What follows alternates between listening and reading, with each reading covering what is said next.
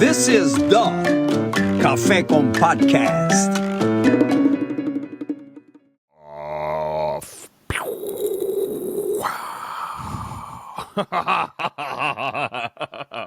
Hi, everybody. I'm Isaac. And I'm George. And this is Cafe Con Podcast. That's right. Yeah, that's right. We're not doing the thing anymore. Hold on. Oh, Cooper Flag, bro. Nasty. I just saw a dunk that he had. So, reining it back into this. This was a fantastic. I mean, dude, how can I even say?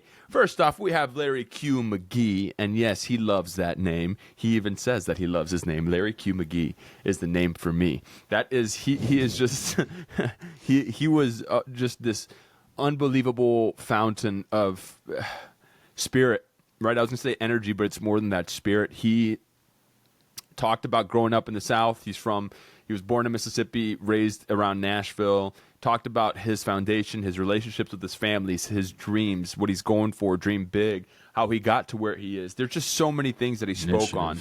Yeah, just so many. The man is just a constant reminder of the good that's in the world, to be honest. Like, and it's not, good is often attributed to being nice and things like that, but he's just good because he's strong and he's kind, and initiative is another great word. I just took from this more than anything, I just am really grateful for this podcast, man. Just like talking to people like that is just, I just really love doing this and talking to people, and he's the reminder of that. I mean, what did you take from this? I mean, before I go into it, I just want to echo what you just said. I think this really helps both of us. You know, it would help anybody just to talk to people in any formatting or any medium, because when you're very in our own thoughts, you know, and it helps to hear other people talk. So you're like, you put yourself aside, kind of like you put it away, like ego, and it sheds you to like the core of like just being a human being. So that, like you said, I'm happy we get to ramp this back up, and we're getting a couple episodes in to post. So, but with him, like I said, initiative, man. He's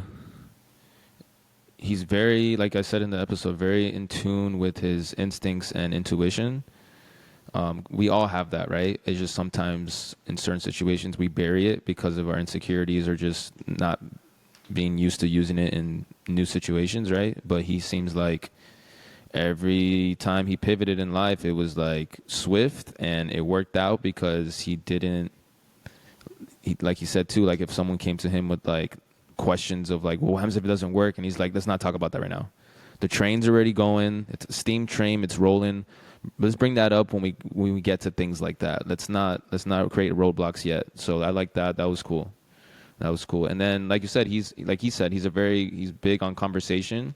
And if you give him a chance, it's not just energy, it's his soul that he's, because, you know, sometimes we can tune out people that are that energetic, but if you just give them a chance, then you're like, okay, I see what they're not just talking to talk. Like they're showing themselves without explaining it explicitly that they're that type of person. Just give them a chance to talk that way, the way they do. So that was those two things that really stuck out to me. It's that proper energy, bro. He brought that proper energy. He gave it. He gave it, and anybody around him, it's infectious. You can't help but it's undeniable. So without further ado, we want you guys to just sit back, grab your cafecitos, just listen, and just, I hope that you just take the spirit from this to literally live life. You know, take the initiative you need to take to do what you got to do. You feel me? I love you all. Thank you. Likewise.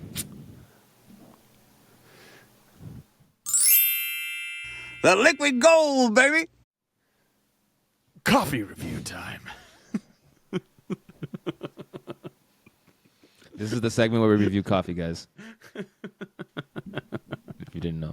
So what I'm drinking today is Reverent Coffee Company, our friends over at Reverent out of Oakhurst, California, which you can go and get the coffee subscription on their website, reverentcoffeeco.com. Now, I'm drinking their Sulawesi blend. I don't know how to say that word. Sulawesi. Right. Sulawesi. Yeah. Tasty notes, brown sugar, nuts, chocolate. It's a light roast. and everything else, I don't know what any of that other stuff means. What's grown by the cooperative of the Taraja coffee growers. I'm not sure what area of the world this is, but man, Doesn't say this time? Huh? No, it Didn't say where it was? Well, Doesn't it usually? Sulawesi is the area. Keep going. I'm going to Google it. Keep going. Okay. I don't want to interrupt. It's Indonesia. I just saw where it is. Okay, It's from there you go. Indonesia. Wikipedia. It looks like Nice. Indonesia. I'm about to look it up on my phone right now. Yeah. It's, So what'd you think? island in Indonesia. My man, I think that, their coffee just tastes so damn good. It is just such great tasting. And today, I had a cocktail last night. Enjoyed my life last night. So waking up this morning, I needed some coffee. I'm gonna give it like a solid 7.9, right? Because the way that it made me feel. But that does not mean that that's because of the way the coffee tastes or anything like that. The taste is incredible. It's always solid 10, but 7.9 because of what I chose to do last night and how I was already kind of behind the 8 ball this morning, and that coffee just got me to where I needed to go. So 7.9. If I didn't do that last night, maybe I'd be a little higher, but depending on everything that happened is why I'm at a 7.9 today. But it was sabroso, beautiful. What did you sugar? Any sugar or milk with it? I always put a little bit of layered superfood creamer in there, which is like this coconut. Put a little bit of layered. A little layered, and then I put a little creatine and a little bit of collagen as well in there, and it's great. But I don't like my coffee too. I don't like it clarito. I like it oscuro. I like it dark. So I like it just kind of straight up. So I don't put that much creamer in there because I want to taste the coffee. Yeah, man, and it was just beautiful, beautiful. I know we talked about this briefly before, but do you feel any difference with? And if you do, what differences do you feel in your life with collagen? I'll be honest, I don't feel any difference. No? Really? I just think that I'm just so used to doing it at this point. How long have you been doing it now? Oh man, years. I've been putting collagen in my coffee for years, at least 2 years at this point. Okay. So I think that, and creatine as well. Like creatine started when I was. Do you feel difference with that? Yes. That is more apparent. That's a more. That one apparent. I feel way more of a difference with. And collagen is one of those things that I've heard from nutritionists in the health community that you have to do it for 5-10 years to see any effects. A lot of people don't, because they say you can get it from foods, which I agree with. Yeah. The creatine, I feel it way more, especially working out, just from seeing my body, because I take very small amounts, I take like 5 grams a day. Yeah, So that's what you're supposed to take. That's the right amount. Yeah. So I was taking 10 at one point when I was on my weight gain journey. Yeah. And you can. Yeah, you can. You don't But need it to. slows down your digestion a lot of times. Yeah. I wanted all that though. Right. I get it. Yeah. So it was good, but the creatine is something. What do you feel in the creatine? Do you feel more of like an extra layer, like a? Yes, strength. Yeah, dude. I feel it like at the end of the day, and I lay down, less and like fatigue. I'm tired. Yeah, I'm tired, but I'm not like dead. I'm like, I feel like a little more of a thickness to my skin muscle structure. I feel heavier. It's like in a good good way. Though, It's a good. I feel heavier, which is a good thing. So what did you sip on? I sipped on cafecito from the one and only La Carreta. La Carreta. Con leche, sin leche. How was it? I don't know. The lady didn't ask me, but it tasted. I asked for a cafecito, so she gave me. I think there was sugar and milk in it. Okay. Because it wasn't like bitter at all. I give it a 7.7. Oh. Did what it had to do. It wasn't like hot by the time I got here because I drove over there to get a Cuban sandwich and I ate that. Had some orange juice with it, and then it got a little. It didn't get cold, but it was just warm. I don't know, dude. It's just like. I'm like happy certain coffees don't go to an 8 or 9 because I just don't like that feeling of especially like I want energy, especially after going out last night, but I don't want to feel cranked, or like cracked out. So Yeah, I'm happy with 7.7. We're going to refine our evaluation. The later that this goes on, we'll end up refining why we and how. What's the criteria? Is it a banger? Later. Yeah. Is it a banger? Speaking of bangers, we're gonna have a chart. That's actually not a bad idea. That's when we get a lot more people on the production team.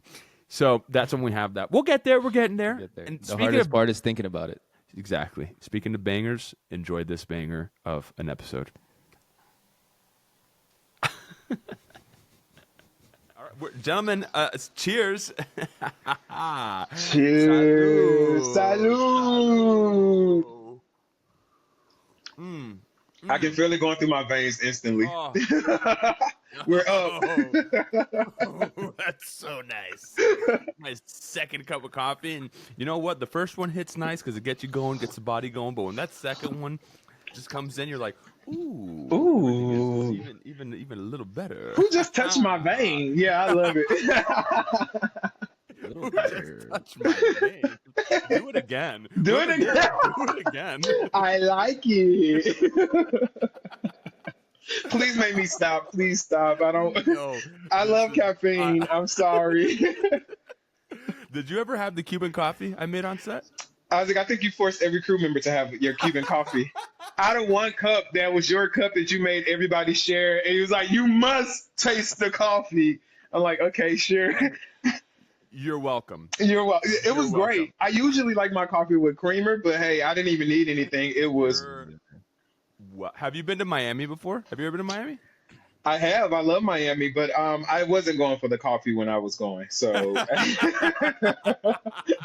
nothing wrong with the coffee, but yeah, I was younger. The coffee helps. That's the only thing. The coffee does help. I Oh my I just God. got back from Hawaii and I hear they have great coffee too, but I Kona. didn't. Kona Yeah, coffee. exactly. I didn't tap in, unfortunately. I have to do better with coffee traveling. What part of Hawaii were you in? Maui. I went to Waikiki Ooh. since Nicki Minaj mentioned it in one of her songs. But Waikiki. yeah, Waikiki. But it I was looking for. I didn't find her or any other celebrity, so that kind of sucked. But it's okay. I like that. That's why you went to Waikiki. Yeah, I went in to prep a show, and they told me I had 5 days off before we started shooting, and I was like, I need to go somewhere, and I just literally, I did like this, and I just picked somewhere, and I didn't realize that Hawaii was 6 hours from LA until I got on the plane. Yeah, Nobody told me it was that far. I thought it was down the street because everybody goes so often. Yeah. no, it's But long. It's yeah, far. How was it? Did you like it? I went to Waikiki when I was younger in college. Did you like it? I enjoyed it. It was a solo trip, just relaxing. I just really wanted to chill before I started something new. And I like solo travel. I just do a lot of people watching. You know, just like in my mind, I pretend like I'm my director mind comes on, and I literally watch people and I think about scenes. It's like, okay, if we was doing a beach scene, what would it really look like? Like I don't have to make stuff up now because I'm watching all the beach goers. I'm watching, the people hike. It's like, oh, I don't hike like that, or I don't bring those things. So now that I saw them do it, I know that when I talk to props, can we have a dog? Because everybody hikes with a dog.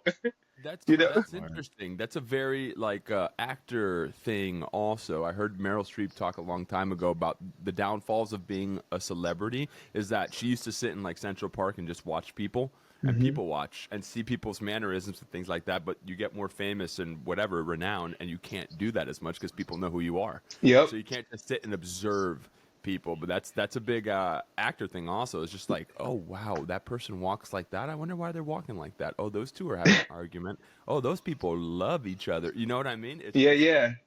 And thank you for observation. comparing anything that I did to anything Meryl Streep did. That just really touched my heart because it's like it's Meryl and it's me, but it's like Meryl. That's great. You know But what you're made me close. think about that recently? We were really close. You saw I didn't move my hand too far down, but Janet Jackson was in an interview not too long ago, and they asked her does she eat hot Cheetos, and she was like, "What are those?" And she was so serious, and it's like when you have been rich your entire life, of course you never put a hot Cheeto in your body. I wish I They've never never had been to a either. grocery store. They never been to a Yeah, grocery yeah. store. It's very interesting. It's different. We already are off and running, as you can see. This is how this is gonna go, bro. Yeah. So first of all, thank you both for being here on Sunday. Thank you Thank you. both for Yes. making sure that this very happened. I appreciate you both. Yes. Welcome to the Cafe Con podcast. This is what it is, bro. It's literally so loosey goosey. We're just gonna talk honestly. All we want to do is just know how you got to where you are. And just to Sunday, this beautiful Sunday. I don't know when we're releasing this, but on this beautiful Sunday, how are you both doing? Let's start off there. How are you doing, GM? How you doing, George? Doing great, man. Doing great. Been working out a lot more now. getting ready for Miami Music Week, which, Larry, I don't know if you know what that is. It basically happens this weekend coming up, and it's an excuse for people to go outside and listen to some good music and get turned up. Is that Ultra? Yeah, yeah. So it's like Ultra's here. Club Space is going to have a bunch of events. All the clubs are going to have a bunch of events. There's daytime events. I'm DJing at Soho with Hugh on Friday night, so that's going to be exciting. It's going to be like, it's going to be super packed because there's a DJ group called Bedouin that's performing there the same night as us, so they're going to bring in a lot of foot traffic. So Bedouin. Bedou, yeah. That's a type of Bedouin. Bedouins are. Is that French? Bedouin. No. Is that French? Sounds French. No. Bedouin is. Hold on. He was like, "Yo, there's this group called Bedouin." And I was like, They're nomadic Arabic-speaking people who traditionally live in desert regions, particularly in the Arabian Peninsula, North Africa, and the Levant. Their music known for come off herding kind and of like that, like, kind of like pastoralist mysterious. That's he what I was thought. he was like, yeah, he was like, hey, Bedouin is gonna, like, a big group is coming. I'm like, can you show me a picture of them, because I don't think you're pronouncing it right. I was like, Bedouin, and he's like, yeah, them. I'm like, dude, it's gonna be crazy that night. And he's like, yeah, like there's gonna be over 1,000 people at Soho. It's probably gonna be like, wow! yeah. Is that your biggest thing you've ever DJ'd? Like for amount of people? Yeah. I mean, for them, there's gonna be like that. There's gonna be like 700 people RSVP for them, and then like 100 or 200 RSVP for us. So it's gonna bleed over because in Soho people move around. So no, when I did the Latin pre-party, there was a lot of people there. That was you know at the arena in the back where there's like an open space and there's a bar. You talking about AAA? Yeah. Yeah. That's where I DJ'd for the pre-party. So there was a lot of people there. Nice. Yeah. Good for you, bro. George, are you doing anything on Saturday? Are you DJing on Saturday at all? Not as of yet, but here, like, things get planned last second. So, like, I didn't even buy any tickets for any events because just in case someone wants me to DJ somewhere.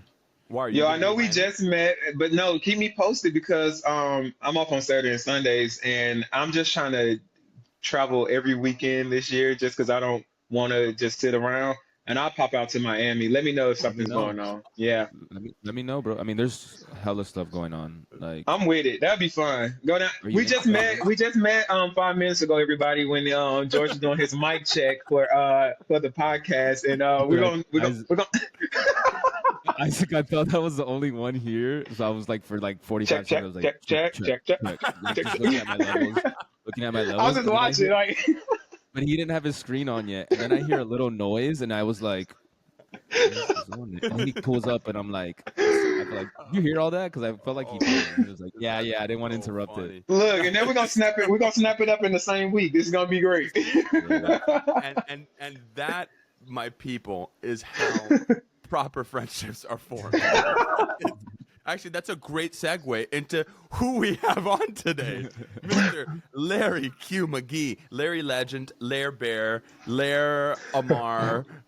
How else would you describe yourself, Larry Q? You hit all those names, but extraordinaire. I was about to say DJ because George got me like wanting to spin now, but director. I meant director, producer, all the things, filmmaking. And just humble guy.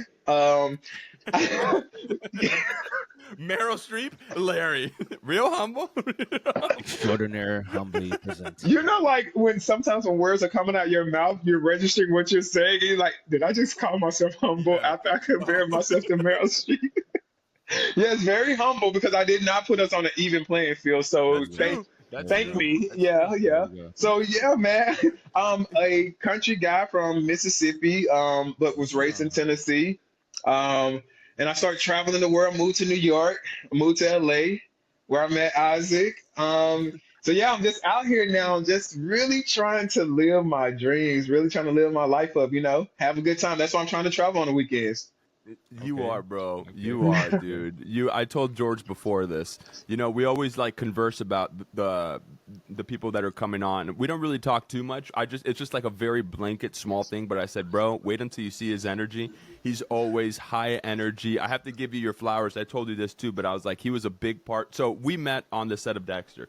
and you were a big part of my emotional health on there, the emotional and mental health to just keep things up, because sometimes you're shooting those things and it's not because of anybody's fault or anything. It's just one of those things that you need the people that bring up the morale, and you were always the person that would bring like sunshine to my life when I was there. So I said, wait until you see. Look, I appreciate that, and just giving your flowers right back to you. Like, great energy, great personality. I will say, no matter how crazy our day was, because what people, especially sometimes actors don't realize that the crew may have been there well before or well after their scenes and things like that. And so I remember a lot of times when you come on set, your energy was so refreshing and so new, but we may have already shot for 10 hours and we're dog tired from an overnight shoot and been there all week and all this stuff. And I was like, you know what? I'm matching his energy because he is coming with it. And I remember when we did that club scene, I was like, he's here, he's up, I got to be up. And so I commend you and I appreciate it, because honestly, it picked me up every time too. Because some of those days, I didn't have it to give. That was the first day we met. That was the first day we met, was in the club scene. How long are you guys filming for? I was filming from June to October, so almost 6 months. I don't know how long you were on, Larry. How long were you on? The same. Yeah, I'm from June to October. Yeah. Beautiful. Wild ride. God bless. It was an amazing thing. We're blessed to be able to do that. Bro, okay, let's as you'll see, we'll have a lot of bunny trails. So first and foremost, we already said thank you for being on here. So thank you for coming on Cafe Con Podcast. And thanks for telling me which light looks good for me. No problem. I like this light too. I think we're winning with this. Yeah. We're winning. Winning. So, how did you, from Mississippi, grew up in Tennessee. What part of Tennessee did you grow up? Nashville. Oh my God. My wife and I have been talking a lot about looking into Tennessee. We want to go visit Chattanooga. Have you ever visited Chattanooga? Yeah, I don't recommend if you haven't been to Nashville. Excuse me, Nashville. Like, you should go there first. Have you been to Nashville? Never. Go to Nashville. I wouldn't start with Chattanooga. That's kind of interesting. Why is that interesting? It's very quiet, isn't it? Very quiet. Yeah, it's very quiet. Yeah. I mean, where Alabama's at? no, Alabama's a state. Chattanooga's a state. In Alabama. No, I'm talking about the football team. The football team. Alabama's in Alabama. Yeah. Tuscaloosa. Oh, okay. And I mean, Tennessee. UT Chat is a big football team as well. So you could just be thinking about University of Tennessee. Is that where they're located, in Chattanooga? Yeah, exactly. Okay. They have a campus in Chattanooga and a campus in Knoxville as well. SEC. George, I wouldn't expect anybody to know all of that, but the two words, Tuscaloosa, Chattanooga, Tuscaloosa, Chattanooga. Chattanooga's one word though. People, and now I'm not calling you out, George. I'm only pointing that out because people have been bringing up Chattanooga a lot to me recently, and I don't know how they're getting on the map like this, but people are asking about Chattanooga very recently. It's a growing city because we're looking, and it's cheap to move to. You can keep your money. My wife and I love nature. We just, honestly, bro, one day we were on ChatGPT and we're like, what cities? And we typed in like a bunch of our things and where we want to live. Because all of our people are out east. Everybody's in Florida. I've known George since I was 4 years old, right? So, he's one of my best friends. He's my brothers, and all of our people are out there. So when we decide to start having kids and things like that, we're just considering trying to see what the places are further out east that have the things that we want. And Chattanooga was one of those cities that ChatGPT was like, oh, Chattanooga. And we looked up just the area. I watched a bunch of videos and holy shit, this is nice. It's a nice, up and coming city, is what everything that I see of it. The thing with ChatGPT, you just got to give it more prompts. If you would say that, hey, I want to be add some true things. I want to be able to work. I want to have an airport. I want to have good food. Hospital. Chattanooga may get off the list for it then, and they may point to Nashville. You That's just keep true. asking it more questions. I promise you, Chattanooga will not be the end result. It's right in between Atlanta and Nashville. That was the other thing that that's true too. It's 2 hours from both. Yeah. So a lot of work in Atlanta, right? In terms of the film industry, a lot of work in Atlanta. We have a couple friends that live out there that are working constantly. So but again, dude, you make a plan and God laughs. That's the other thing. Tell me about it. We always say that. I've had so many things that I planned in my life that never came true because that was not what was on my radar. Isn't Nashville like the capital of like bachelorette parties? Like the most bachelorette parties are there? It is, and it's so funny that we have become that. We're beating Vegas now, but in that same token, it's made the city weird. I went back home for Christmas, and my mom asked me, did I want to go around the city to see it all the, because it's like a brand new city. Nothing looks the same. Everything is new. Like it's crazy. And I said, absolutely not. I didn't want to be a part of it. The weekend is just full of drunk women falling off of, we have a lot of paddle bars. Yeah. So you get on the bar and paddle around the city, but you're drinking. People just falling off those, taking over the streets. It's a lot. And I'm not, you know, there's no charm. There's no charm in that. it's gone. You know, I feel like the same way about Miami, dude. And I go back to Miami, I'm like, this is different. Miami has just changed so much. Not, you know, it's just not my vibe. You know, it's just one of those things that for me is like, it's maybe when we were younger. I think it's a little older now too. Maybe. Yeah, that makes sense. There's so many people in Miami now. Are you a '90s baby, Larry? You're? Yeah, I am. I'm 90. Yeah. Okay, perfect. So we're 92. Yeah, So we're all around the same age. How was it growing up in Nashville? I loved it a lot. It was fun. It's still, people think they call us Midwest, but we're truly the South. Like, and so you have those Southern traditions. Like we're under the Bible Belt. It's like we're the South. So, but hey, you know. But I thoroughly enjoyed myself. Always had a good time at school. I got most school spirit in high school, which was a weird one because I wanted most popular. I see both.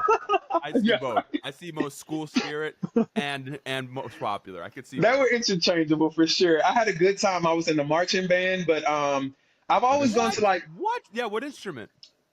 I did cymbals, bass drum, and drum major. But I do want to preface it with it was like a high stepping marching band, not a corps style. Style, whatever it's What is called. that? What's You're the part of the difference? fun one. Yeah. I was trying to find the right words to use, but we really just call it a black band. But it's the ones that dance and Like you know, drumline? Are we talking like drum line. Yes. So I was a drum major, the one that's with the big hat in front of the band, dancing with the big stick, popping booty everywhere. Oh, Like that was my job. I always wanted to be in a band like that. Man, when I tell you it was the time of my life, I low-key thought that nothing in life would ever trump it. Marriage, job, career. I cried when I graduated high school. I thought that nothing would be better because I had the time of my life. I loved high school. I loved being in a band. We traveled all around. I felt so empowered. I remember just being at those football games and everybody was there for us, not the football team. They were there for us. And you know, like I would go back to class the next day. I felt like I was that guy. I walk in like, y'all saw me popping last night. Like I was that dancing chain. I was like, do. Yeah, We do a lot of shoulder action. So you do it with swag. I go on YouTube from time to time and watch those like the battle of the bands. me too. We just had Battle of the Bands here in LA. Honda Battle of the Bands is such a big thing. That was just in LA. So then I did that, and then I went to college in Nashville as well. I went to Tennessee State University, which is also a HBCU. And so that kind of started my career. I really think people ask me all the time, like, where did it start? I think because I went to a HBCU, it wasn't a lot of students who were going for the same things I was going for. Especially in Nashville, the radio station, the hip hop radio station was the big thing that people wanted to do when they majored in communication like I did. But we had a concentration in television and TV production. We got a new professor. She came from Disney, and she just started showing us all kind of different stuff. And so instead of looking at the radio station, I started interning at BET, and then I got a job at CMT. So I was in the Viacom family. And then from there, people start to see me and they like, hey, you want to come to Atlanta to help on some award shows? And then from Atlanta, they like, hey, we got something in LA you should apply for, which really is what happened. I applied for the DGA trainee program. And I was working in HR at a hotel at the time for a 9 to 5 kind of thing. This is after graduation. And every time, like maybe it'd be random weeks, but I would just sneak off, take some PTO, and fly to New York. And I was interviewing because it was like a 6-month interview process for this. And I interviewed, got it. I was in front of the board of directors of the DGA, just a big corporate table with the board of directors who don't speak, by the way. They hire a mediator to speak to you. And so they just sitting there looking scary, Oh and I'm my interviewing. God. That's like And a I, TV show. I want to like be nervous, but you know my personality. I'm not really nervous, and I'm like, I'm really good at talking about myself, and I know I'm about to eat this thing up. And when I tell you, and I have a sweet spot with women really like my personality too, and they couldn't hold it in. And so even though they weren't supposed to speak or show emotion, when I was saying certain things, I could just see the women go. And as they were shaking their head, I just leaned into it more, leaned into it. And by the time I got done, they stopped my interview, by the way. They stopped it and they asked me this random question about have I ever saved a production and what did I do in that moment? And they stopped the interview and they said, we asked thousands of people that question. And that was an answer. And I was like, when you start talking to me like that, I'm like, oh, I got this. And I was like, they're like, what are you doing tomorrow? I said, I'm moving to New York. And I literally, they called me. They's like, you're gonna hear from us in a couple of weeks. They called me the next morning when I had just looked at my new apartment, and they was like, we want you. And I moved to New York right away and became an AD. What was the answer? I have to know what the answer was now.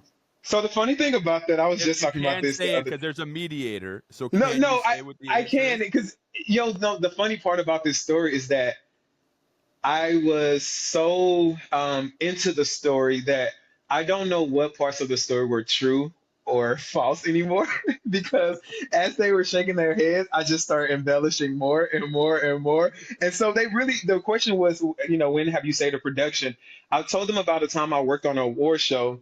Nelson Mandela died the day before the award show was supposed to happen, and it's a live event. Well, we needed to do a tribute because it was a Black award show. How can you not do a tribute to Yes. Nelson Mandela?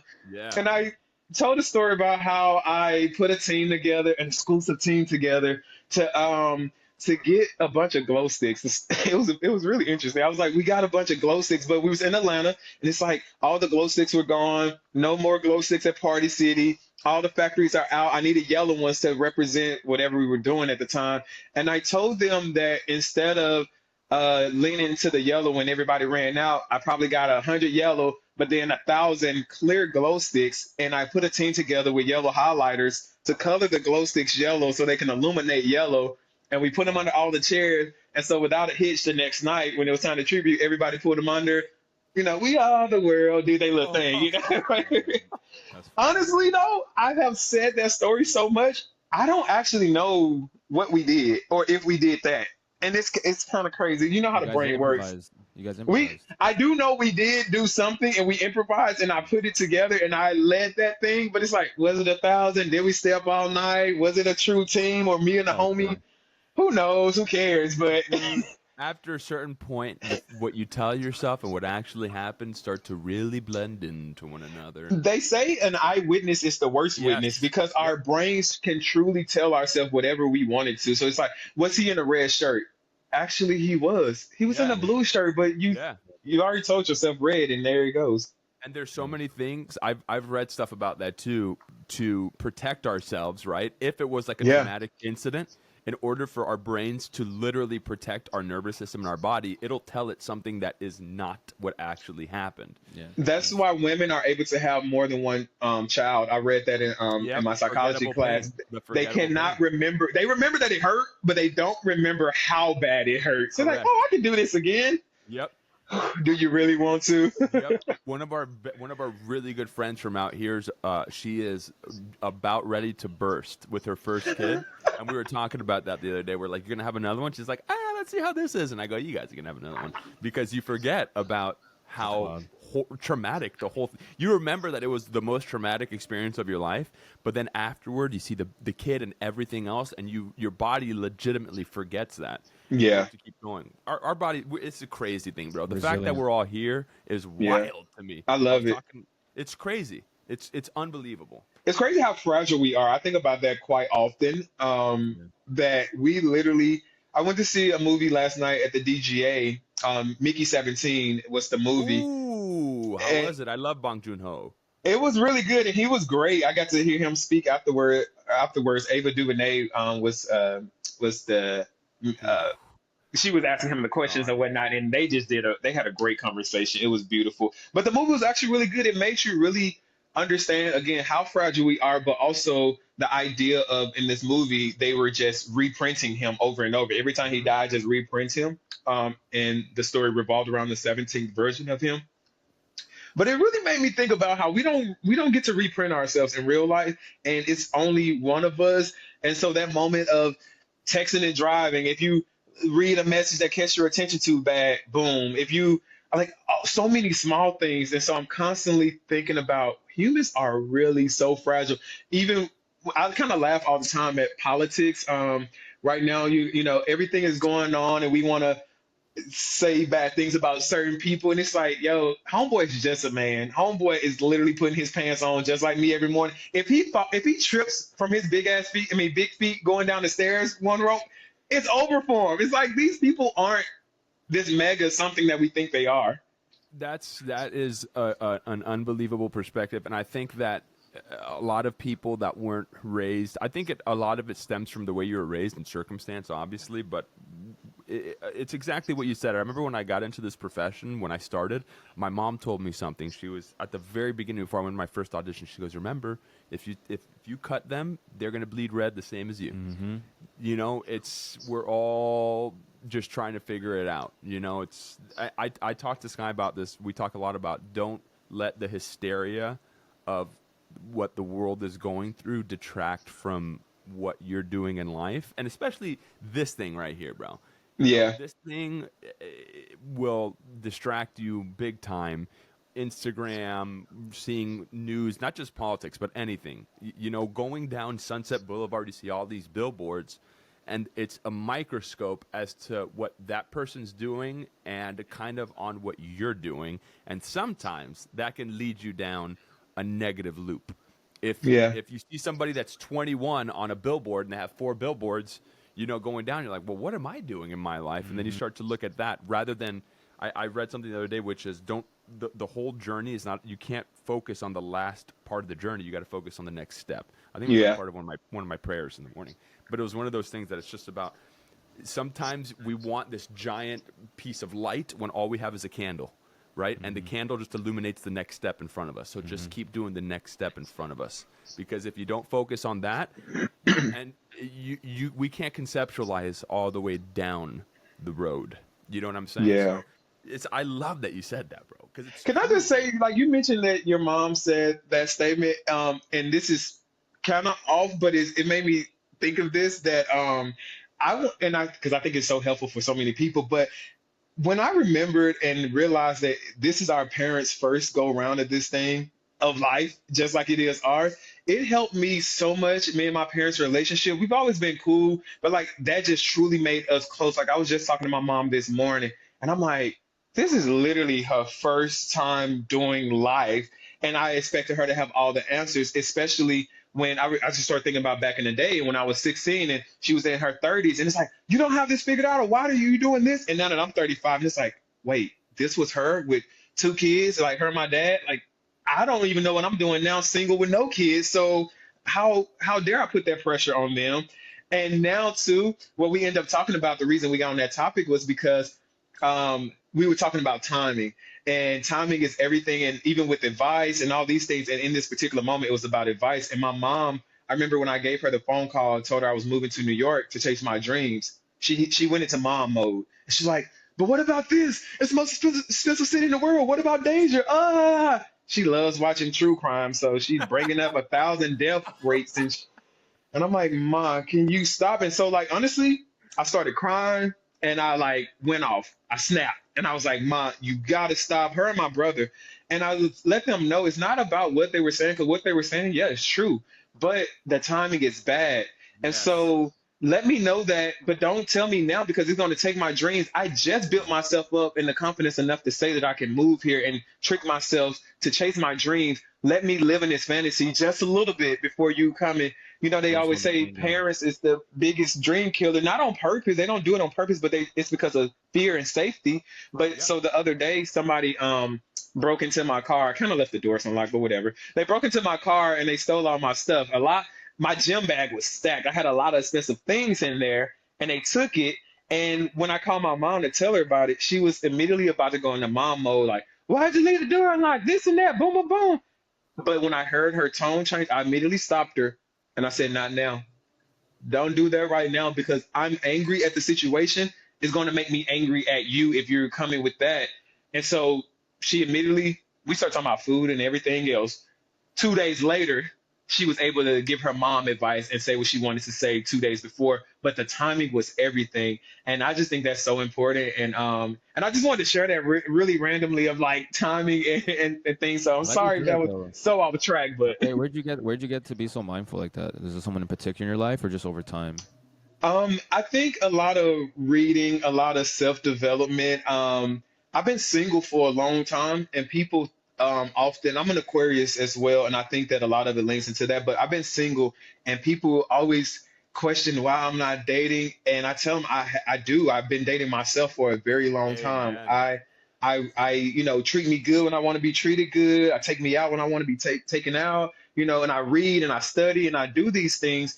And honestly, I always tell people I'm not one of those individuals that need to touch the stove to know that it's hot. And I do have little brother syndrome. I have a big brother.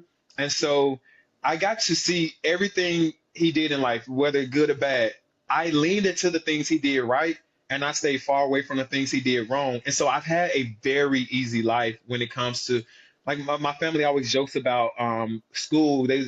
I never brought home a book or they never saw me doing homework, but I was on the dean's list all in college, all through college or whatever.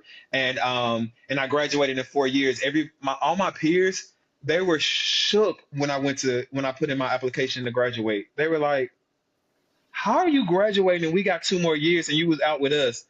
Well, when I got home, I did what I needed to do. I didn't know y'all wasn't, but I did my thing. And so I really will say, yes, my upbringing. I think being from the South and being close to my parents, I listen and we have those friend moments. So I've been able to be myself for a long time, and I think that does help with my wisdom and just the way I think. I never had to hide a bunch of things, even when those things may have been difficult or may have been different from my family or my peers. It was just like, "Hey, this Larry," and I just always prided myself on being me. And sometimes that comes with a lot of alone time to really continue to develop you. And if I don't want to stop that. And even now at 35, the other day, I had to pull myself back because I said, "Wait, I don't have a current goal right now, and that's not okay."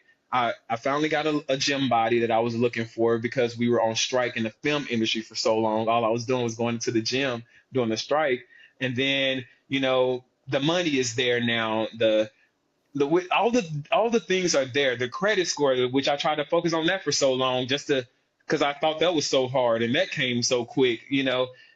What I did, I just share this story too. Me and my friend, when I lived in New York, we both had came from Tennessee State. Um, we had got into making six figures around the same time. And that was new money for us. We were like, "Whoa, okay, this is good." And every time I would talk to my friends, it felt like I was being judged. It felt like I was bragging. It felt like I wasn't reading the room, to be honest. And I was like, "No, I just haven't seen numbers like this before, and I'm excited. And you're my friend. I want to talk to you about it." Well, I had one particular friend who, because he came into money at the same time, we were able to talk about this. And so what we started doing for New Year's, instead of doing New Year's resolution, we would write letters to ourselves, but from the future.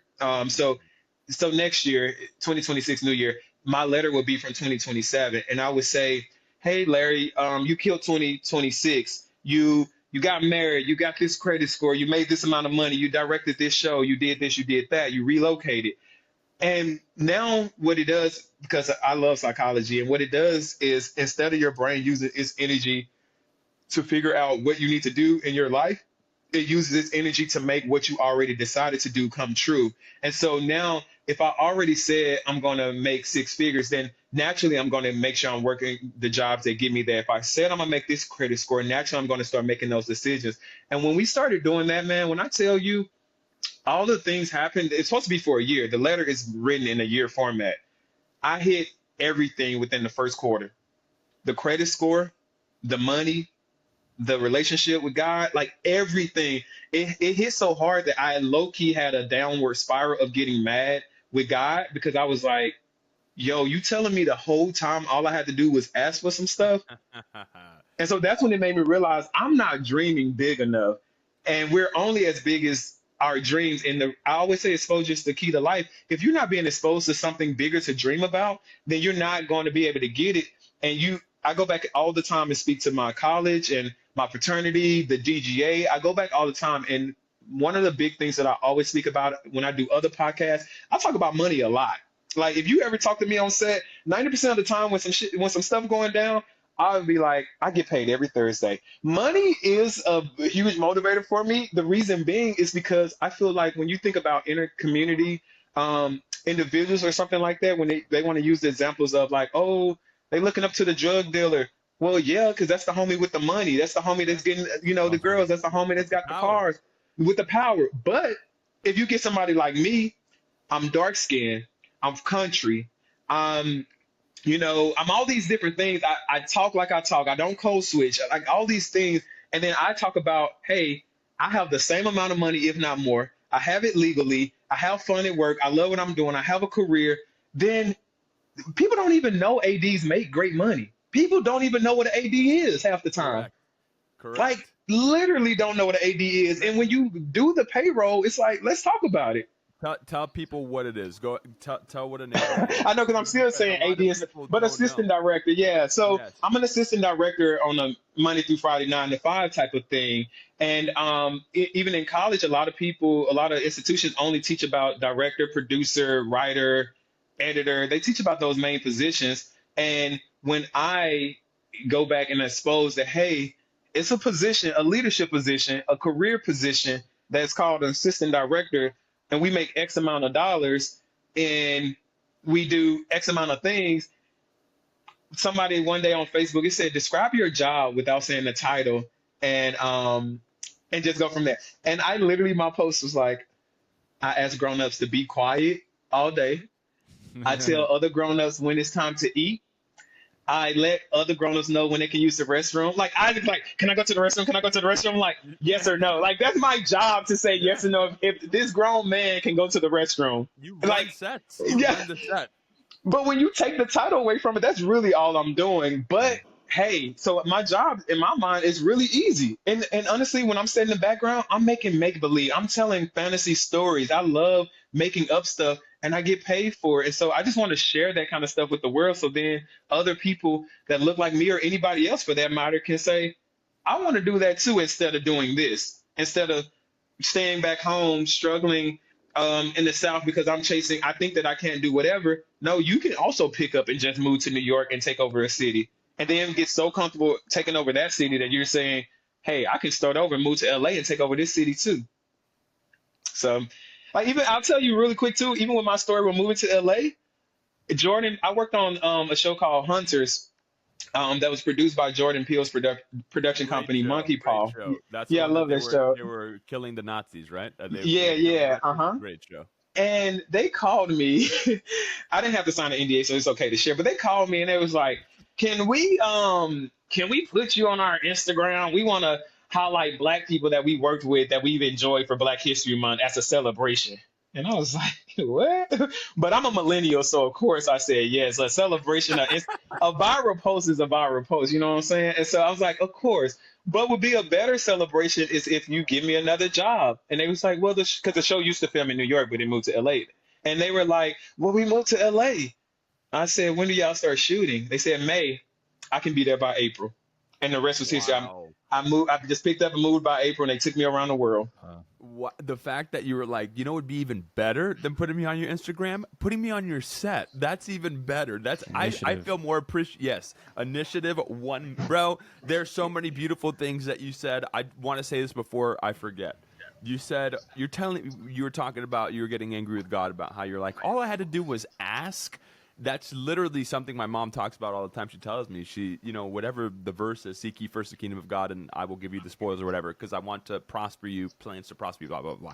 But all you have to do is ask, right? I think that so oftentimes we don't ask, and something that you did was that you were prepared to get what you're asking for, because a lot of people ask for things, but they're not.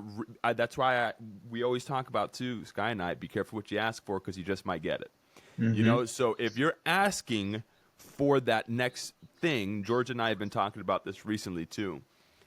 when I was in my 20s, I always looked at myself and I was like, yeah, you know what? I can see myself being a boss. I can see myself being a boss, CEO, things like that. But I'm in my 30s now. And if I don't start treating myself like that and making boss decisions, boss moves, literally comporting myself as that thing that I always saw myself as, I'm going to be 50 still saying, yeah, you know what? I can see myself doing that. So there's no timeline. That's the other thing, is that todo en su propio tiempo, everything in its proper time, right? And what's meant for you, nobody's going to take it from you. However, there comes a time in which you have to be prepared to take initiative over the things that you've asked for and the things that you've envisioned, because nobody's going to do for you what you don't do for yourself. Yeah. Nobody's going to look at me as a boss unless I start looking at myself as a boss, right? And that's something you told me too, a little segue. I'll never forget it, bro. On set, I was talking to Larry, and he goes, do you ever look at yourself? Do you ever look at yourself in the mirror and think, damn, I am a fine king? And I was like, oh shit, okay, yeah, thank you. I do think I look good. But that's not what he was saying. He was like, do you ever look at yourself, think to yourself, damn, I'm a fine king? And he turns to me and goes, because I do it to myself all the time. And then he just walked away. And I was like, wow. I need to start telling myself that I'm a fine king in the mirror way more often. But it's true, bro. Yeah. It's having that sense of, because no matter what, bro, George and I were talking about this the other day as well. It's the ups and downs, especially, in life period, but in an artistic endeavor, just because we're all in the artistic industry, we can kind of connect with this. It's no matter what, you're going to have ups and downs in life, period. You are going to have those ups and downs, so you need to be able to come to that place of like, you know what? I'm a fucking boss, bro. Yeah. Sometimes you got to look at yourself and just say that. And if you're not, and you tell yourself that, right? If you look at yourself in the mirror and say, I'm a fucking boss, but I don't feel like it right now, well, then I got to start doing something to get myself to you get have back to up there. I think that's so important. I think that my upbringing really helped with that. I had a moment where my mom, my whole life, being from the South and growing up in the 90s, dark skin wasn't really what was popping like that. And so I constantly was dealing with the being joked on, the comments and all that. But my mom, my entire life, she would be like, the blacker the berry, the sweeter the juice, and my little chocolate baby, and my this and my that. I had the most confidence. I remember one day in college or maybe post college, it hit me how I actually looked, and I called my mom and I was like, "You lied to me my whole life." And she was like, "What are you talking about?" And I was like, "I don't even look good, and you was playing me," because I had messed up teeth. I got my teeth, I have braces now, so they're good now. But before, I had messed up teeth. I wore glasses. I have LASIK now. I cut my hair bald now, but the hair used to be dingy. Then it used to break out my face. All these things, but to my mom, I was still her black, handsome baby. And it wasn't until I fixed all those things, I was like, what? But then now I realized what she was doing. She really was instilling. I hate to bring up his name because of what he's talking about in media right now, but the same thing Kanye West's mom did to him, and the reason that he is so confident in who he is, when your parents or anybody for that matter, and that's why I'm so crucial on pointing to people now, that was something that I intentionally did with you on set. I remember I overheard you talking about your start from set and when you started in background, and that hit for me obviously because I work with the background daily, and it was like, I don't think people realize how much of a star they are often enough, how much of a success they are, how beautiful they are. And I didn't even think anything about when I made that comment to you. I was being so honest because I think you are a gorgeous man. I also think I'm a gorgeous man, and I'm like, how often do we get to hear that? People think that you hear more often than you do. And it's like, no, because you thought that somebody else told me, and I haven't heard it ever. If I don't hear from you, I'm going to at least hear from me. I tell people all the time, don't you dare beat yourself up or say bad stuff about you, because guess what? The rest of the world is already doing enough of that for you. So you need to pour into yourself. And I pride myself on doing that.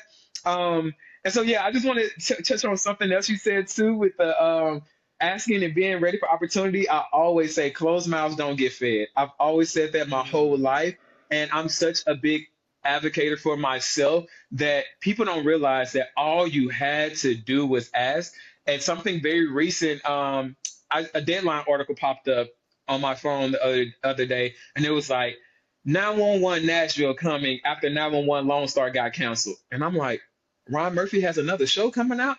I've already worked on 3 Ron Murphy shows. I'm from Nashville. I worked on that 911 Lone Star. I said, let me get in the paint. So I immediately pick up my phone and I'm texting producers and I'm like, hey, do y'all know anybody at 911? I'm trying to get over. They're like, oh, I'm not really involved with that one right now, but I know the guy. I know a person.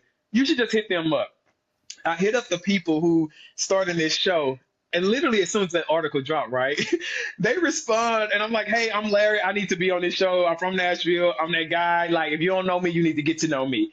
They hit me back. It was like, we haven't even hired our line producer yet. And I'm like, yeah. So I'm that early in this process, but I'm like, I don't care. You're going to have my name now. I'm showing initiative. Closed mouths don't get fed. People hire the most recent person they remember. I have a lot of amazing people in my life that I've worked with that I would love to hire. I don't remember all of them, believe that or not. I remember the last person who commented on my Instagram post. I remember the last person that said hi. I remember the last person that I worked with. Those are the people that get called. Stay on people's radar. You have to stay on their radar.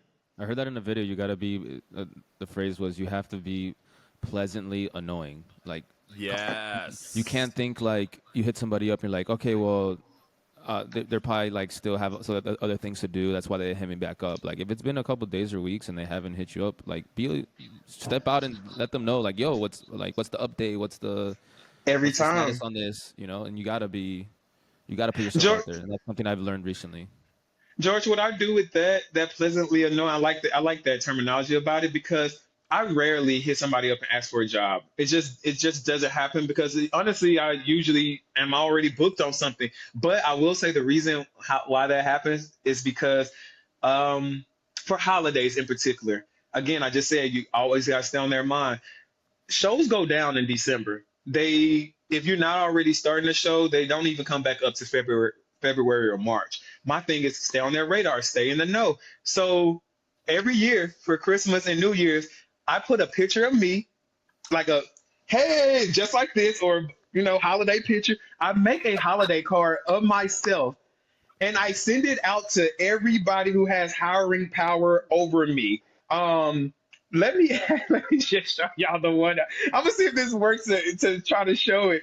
But oh yeah, this one. Let's see if I can turn. So this is what I said. It's bright. It's really bright. Yeah, let me turn it. You gotta Boom. The focus. Oh, okay, my bad. I went away. Let's see if it works. Oh, there you go. There you go. Yes. Little Like, closer. I just threw myself my God. in the background, and I was like, happy. Dude, Yo, that was 6'4". And by the way, 6'4". yeah, right. Larry Legend, bro. That was just a random picture I had in my phone. I put it in the backdrop on Canva. I put Happy Holiday. I left the same messaging Canva. You know what I'm saying? And I literally sent that to everybody. Literally put you in the back and used everything that Canva has. Oh, I didn't change a word. I think it said Merry Christmas, and I said Happy Holiday instead, just to make sure I cover. Yeah. That's smart. That's smart. Yo, you know what I'm saying? And when I tell you, so many people was like, Larry, I got to hit. And next thing you know what happened? When they don't respond, by the way, that's why I like doing it for Christmas and New Year's, because when they don't respond, I hit them with a New Year's one. And so I'm like, Happy New Year's with another picture of myself. Because now it just looks like I'm trying to stay, I'm just trying to be your friend. People always tell me, they come back and tell me stories like, yo, my wife picked up my phone and was like, why is this dude sending you a picture of him? And I'm like, I love it. But because I do it for New Year's too, somebody hit me up, and that's how I got on the show that I'm on now. They're like, Larry, actually, do you want to come to a show that I'm starting at the end of the month? Heck yeah, I want money. Let's go. But that works because of who you are. Yeah, I was about to say that. Yeah. So it works because you're a damn hard worker.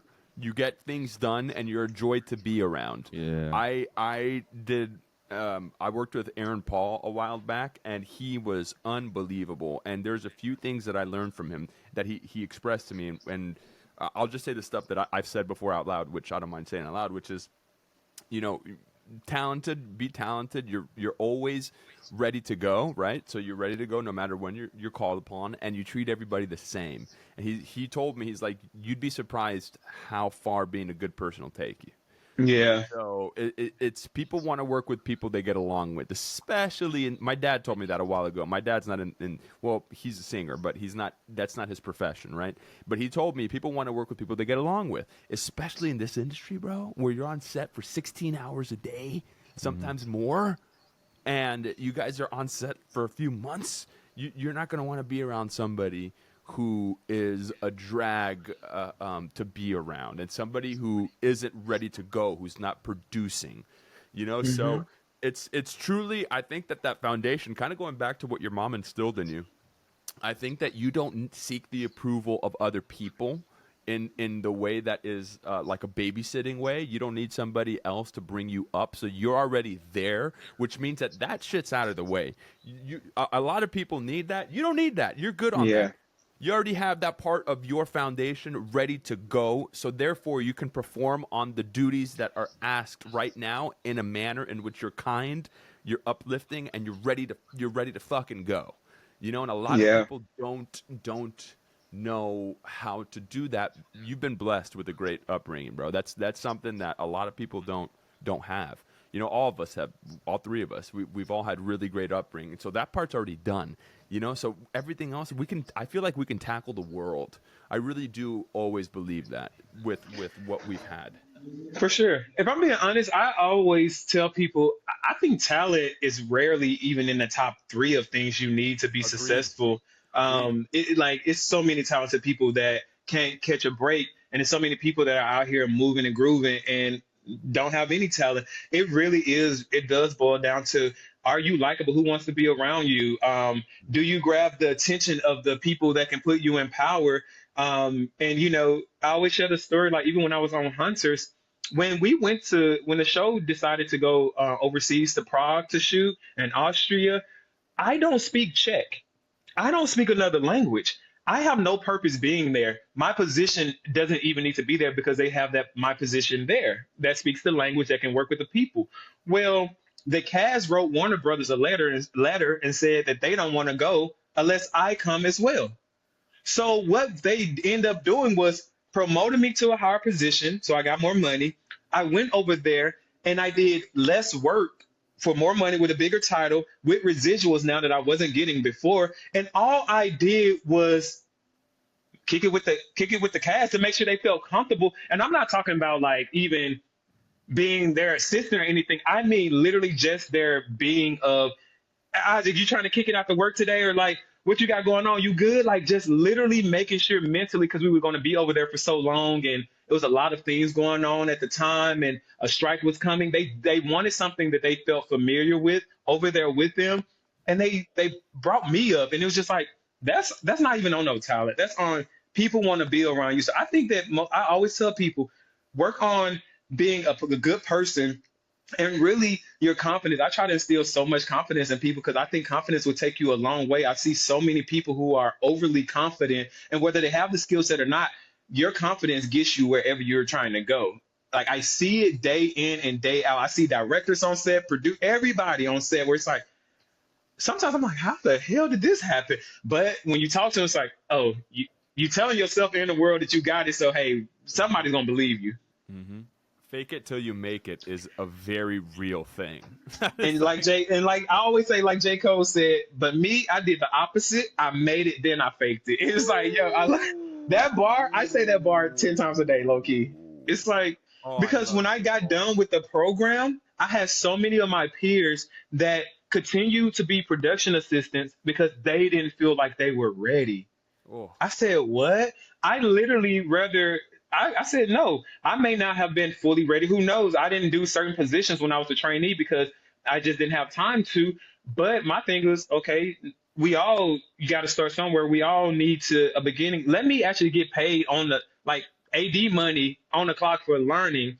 And I went forward. And a year later, I was still hiring some of my peers to work under me in those positions because they didn't have the confidence to say, you know what? I can make this happen. So confidence is everything when it comes to these positions. Mm-hmm. Damn, bro. Wow. I have so Larry, many questions. I had a quick question. Because we talked about it earlier, that you said that you never took books home, but you made the dean's list. And if I'm not mistaken, Isaac, you were kind of like that too, right? Like you didn't really have to like study outside of school, and like you both could. It sounds like you both can retain information right away.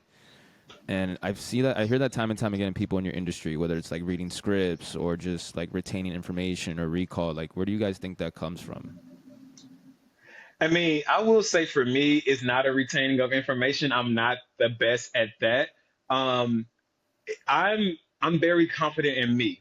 And I think again, that is the beginning of all of this stuff. And the reason I didn't have to take work home, um, was because I mean, and let's just be real. Sometimes I would be in class finessing. Like I remember one time, I went in for a book report right before the teacher came in. I literally was telling everybody like, "Oh my gosh, I did not read this book. What's going on? Blah blah blah blah blah blah." When the teacher came in, because I know how to finesse, I rate. She like, "Who read the book? Anybody got any questions? What's going on? I need to know who read the book." I immediately raise my hand and I go, "Hey, I had a lot of questions about the introspect that the main character Jeremy had. Blah blah blah." I knew the character name was Jeremy, but when I talk about introspect, when I talk about reflection, those are broad, general Yeah, terms, that's but true. they sound deep. And so my teacher was like, "Oh my gosh, you're right. He had to look in himself to get here." And due to her answer, she was telling me everything I needed to know Cliff about the noted her. book. I clip noted my own teacher, and so then when she got done talking, she embarrassed the class and said, "This is embarrassing. You all ought to be ashamed. Larry's the only one that read the book." Oh my Everybody God. looked at me with hate and was like, "What the hell?" I was the only one that didn't read the book, but I do that. I do that well, so that's where I think that Okay. I excel with this. So not so much retaining information. I do. I process information very well. I don't. I'm not very like textbook things. I apply everything to my real life, a real Yeah. situation. It sounds like Even you're with my very. studies. It sounds like you're very in tune and very like you respect your intuition and instinct that like you use it Yeah. because you know we all have that, right? We all have Yeah. instincts, but some of us sometimes are scared to act upon it. But it sounds like you're very like, okay, if this is in my gut, that's what we're gonna go with.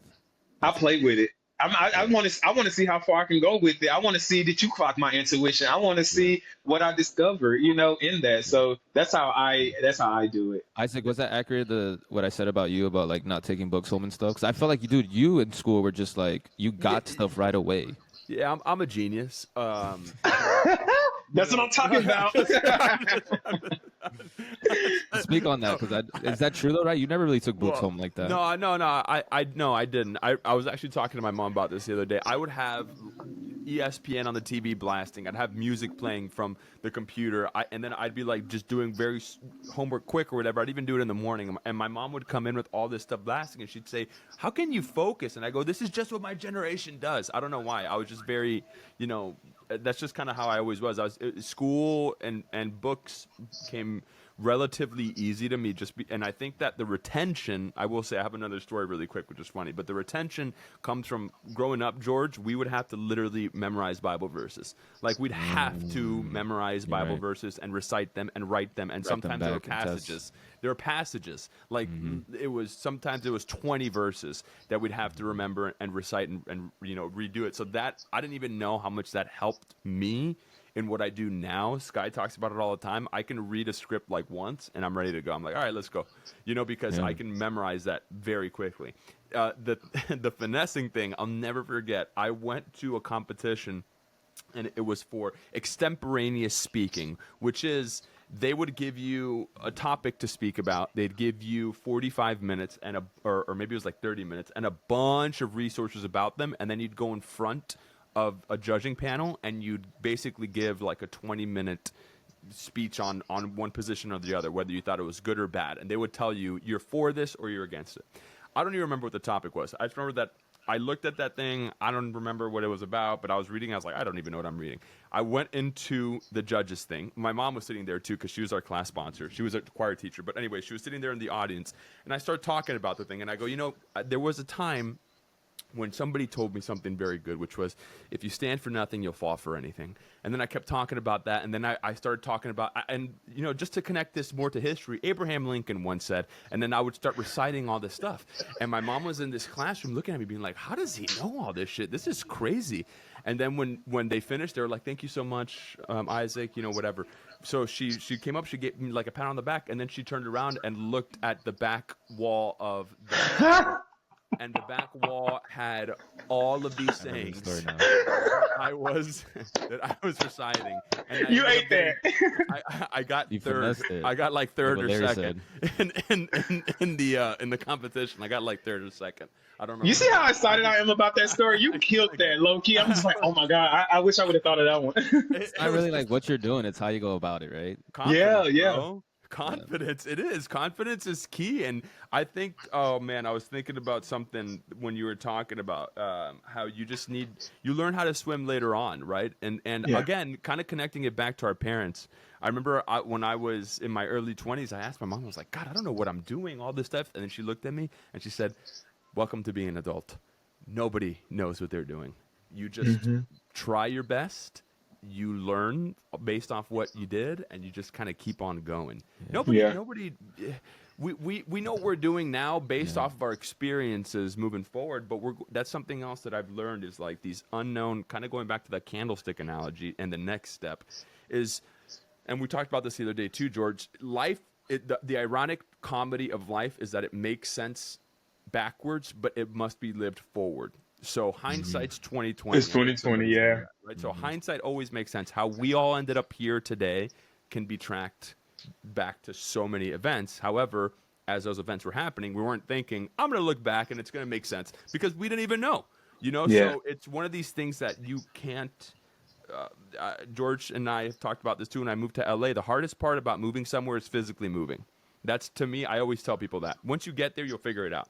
But literally the hardest part is getting your brain up and being like, all right, I'm going to get all my stuff. I'm going to move. I'm going to do this. That's why when you moved to New York, that's the perfect way you did that, was because you were already there. I'm like, I'm here. I'll move. Let's do it. I'm ready to go. Same thing with LA, right? If you stop and think about it so much, you will get the indecision by all these decisions that you have to make. It's like you just have to just do it. That's why I was telling my mom, with like, calm down with the questions right now when I'm excited, because you're going to kill it before I get there, It's about framing. It's all about timing, right? Okay, yes, you can absolutely tell me that. And also, I've learned, just because I've been with this guy for 10 years, I've learned through communication, that's something that I've learned the most, which is we have incredible communication, is sometimes you need to say, not right now. I need you to listen, not talk. Right, so I need you to listen and not talk, and then whatever they had, right? Because I know as a parent, they want to make sure you're okay. Oh my God, my baby's moving to New York. But when you take that moment to just chill for a second and calm down, and then you talk later on, the tone will be calmer. Yep. It'll be in a different scenario. It'll be at first, this is so exciting. I'm proud of you. Blah blah blah. But then after, it'll be like, but remember, there's a lot of crime. Whatever they want to say after that. And it also forces you to answer your own questions. Like you start to figure out when they give you that space to talk, or just to vent and just really talk out your plan. It's like, oh wait, that doesn't make sense. Or wait, this does. And so you really start to answer your own questions, and that really builds character in you. It builds strength. It builds like a strong individual who can I can move to New York. I can do this I can do this by myself, I have a question for you. No, there's no constraints. There's nothing. Let's just go without even thinking about reality, logic, all that. When I say this word, tell me what it is for you. What is your dream? Okay. Can I just start by saying, when you said the word, it made me think about Marianne Williamson in Our Deepest Fear, when she said, our biggest fear is that it's not that we are inadequate. Our biggest fear is that we are powerful beyond measure. And so when you think about dreaming, it's like, oh my gosh, that's the challenge. The challenge is to dream more.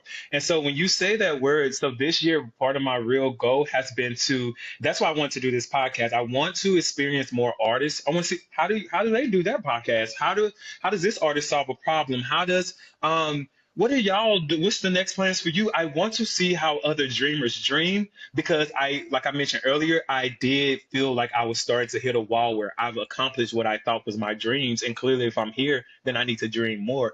So right now, unfortunately, the lowest that I've been able to dream so far is just that, like, oh, I direct a big feature. You know, I'm on stage getting a big award. But I even know in my heart of heart that there's even more out there that I'm just not thinking of. Do I save a nation with a film? Do I solve world hunger with a film? Do I just find myself at ease and at peace with life? Because I don't like when dreams are all just surrounded around career. It's like I don't care about just a career. What about my peace of mind? And the thing that I really enjoy is that I go to bed stress free every night. So maybe I'm dreaming of that never stops. Maybe I'm dreaming that I get to go to bed stress free every night with somebody else now. So thank you for that question. I am still exploring that. I'm still trying to figure that out. I'm still trying to dream bigger, but I will say that is actively a goal of mine is how big can I dream? And so I don't limit myself to anything. I'm always thinking about more, more opportunity, more relationships, more life, more travel, more food, more experiences. Do I feel right with my life? I don't want to be on my deathbed and thinking, I guess that's my biggest dream right now, honestly. I don't want to be on my deathbed and feeling like I didn't get to live some part of my life that I wanted to. So my biggest dream right now is to live my life fully. Because I heard a nurse, she said that she's seen thousands of people die right beside her, in the hospital or whatnot. And she said not one person in life that she's seen has ever been on their deathbed, breathing their last breath and said, I wish I would have worked more. I wish I would have picked up that extra shift. I wish I would have took that job. Everyone, she said they have three phrases that come up quite often. Don't remember them verbatim, but they was a lot about like, I wish I would have got to hang out with Isaac. Like Isaac, we always keep saying we're gonna hang out, and this is our first time seeing each other since the show. But it's like, damn, I wish I would have got to experience that friendship, or I wish I would have got to travel the world and eat a berry off of a tree just without washing it. Like little stuff. When I tell you, I promise you, because I went to Bali and I had a out of body experience. And it made me cry. This is my second time mentioning crying on this podcast. It's hilarious. But I sat beside the pool and it was raining. And the homies, they went out. They did an Instagram day. They went out for pictures. And normally that's my vibe. I just sat in the rain and I cried and I looked around at how beautiful the world was. And it kept making me emotional because I'm like, wait, has the world always been this beautiful and I've been moving too fast? Or is it Bali that's that? And I'm like, no. I look outside my window in LA and I'm looking at 20 different trees that I never even noticed. I'm looking at the beautiful mountains that I always ignore. I'm looking at the beautiful people that I walk past and I'm looking down at my phone. And the days that I stop and I slow this stuff down, that's why being present is so important. When I slow it down and I'm like, I just met George and I love his vibe. I love this energy, but that's because I've been paying attention to his mannerisms. I'm paying attention to how he listens, how he takes in information, when he did a callback of a question or something we mentioned way earlier, an hour ago at this point. It's like those are things that you miss if you're just you're moving too fast. And so I guess my dream really is to experience all of life, experience life in its fullness and not just my career. Like, honestly, that's going to be like number 3 if we're really talking about it. I want to experience life. And the way that I've been trying to do that, which I can point to Marianne Williamson again, because that is one of my favorite poems that she wrote. But at the end, when she said that when you let your light shine, you unconsciously give other people permission to do the same. That's Larry in a nutshell. I try to just literally, one day, my brother, we was at his bachelor party dinner. And all the guys, like the whole table, I looked to one end and they're staring at me. And I'm like, I go into ghetto mode. I'm like, what's good? Like, y'all trying to fight? Because why y'all staring at me? Y'all talking about me? What's up? And they literally, you got a problem? And they start smiling. And they was like, damn, you really just Larry, no matter where you at, no matter who you're around, no matter what you're doing. You just are Larry. And that is beautiful. And my mom also said the same thing to me. She said, I talk to my mom about any and everything. Some of the stuff like that you only talk to your best friend about, I talk to her about. And I realized that she just rather talk to me even if it's about some cringe, then not talk to me at all. And what I learned from those conversations is that she tells me all the time, she loves living vicariously through me because she gets so much joy and pleasure that I live my life so freely. And she always wished that she could have done the same thing. And I feel like I'm doing this as a service to her and my parent, both of my parents, and everybody around me. It's like, hey, I get it.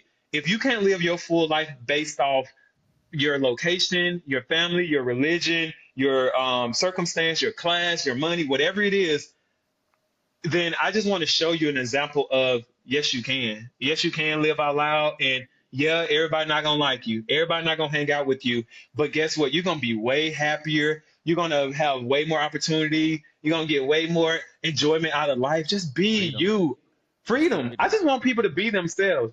Like George, like even with us right now, I can tell we have different personalities. I like for both people with different personalities to lean into their personalities and let me enjoy that. I would love to shut up sometimes and like, you know what, George, how do you chill?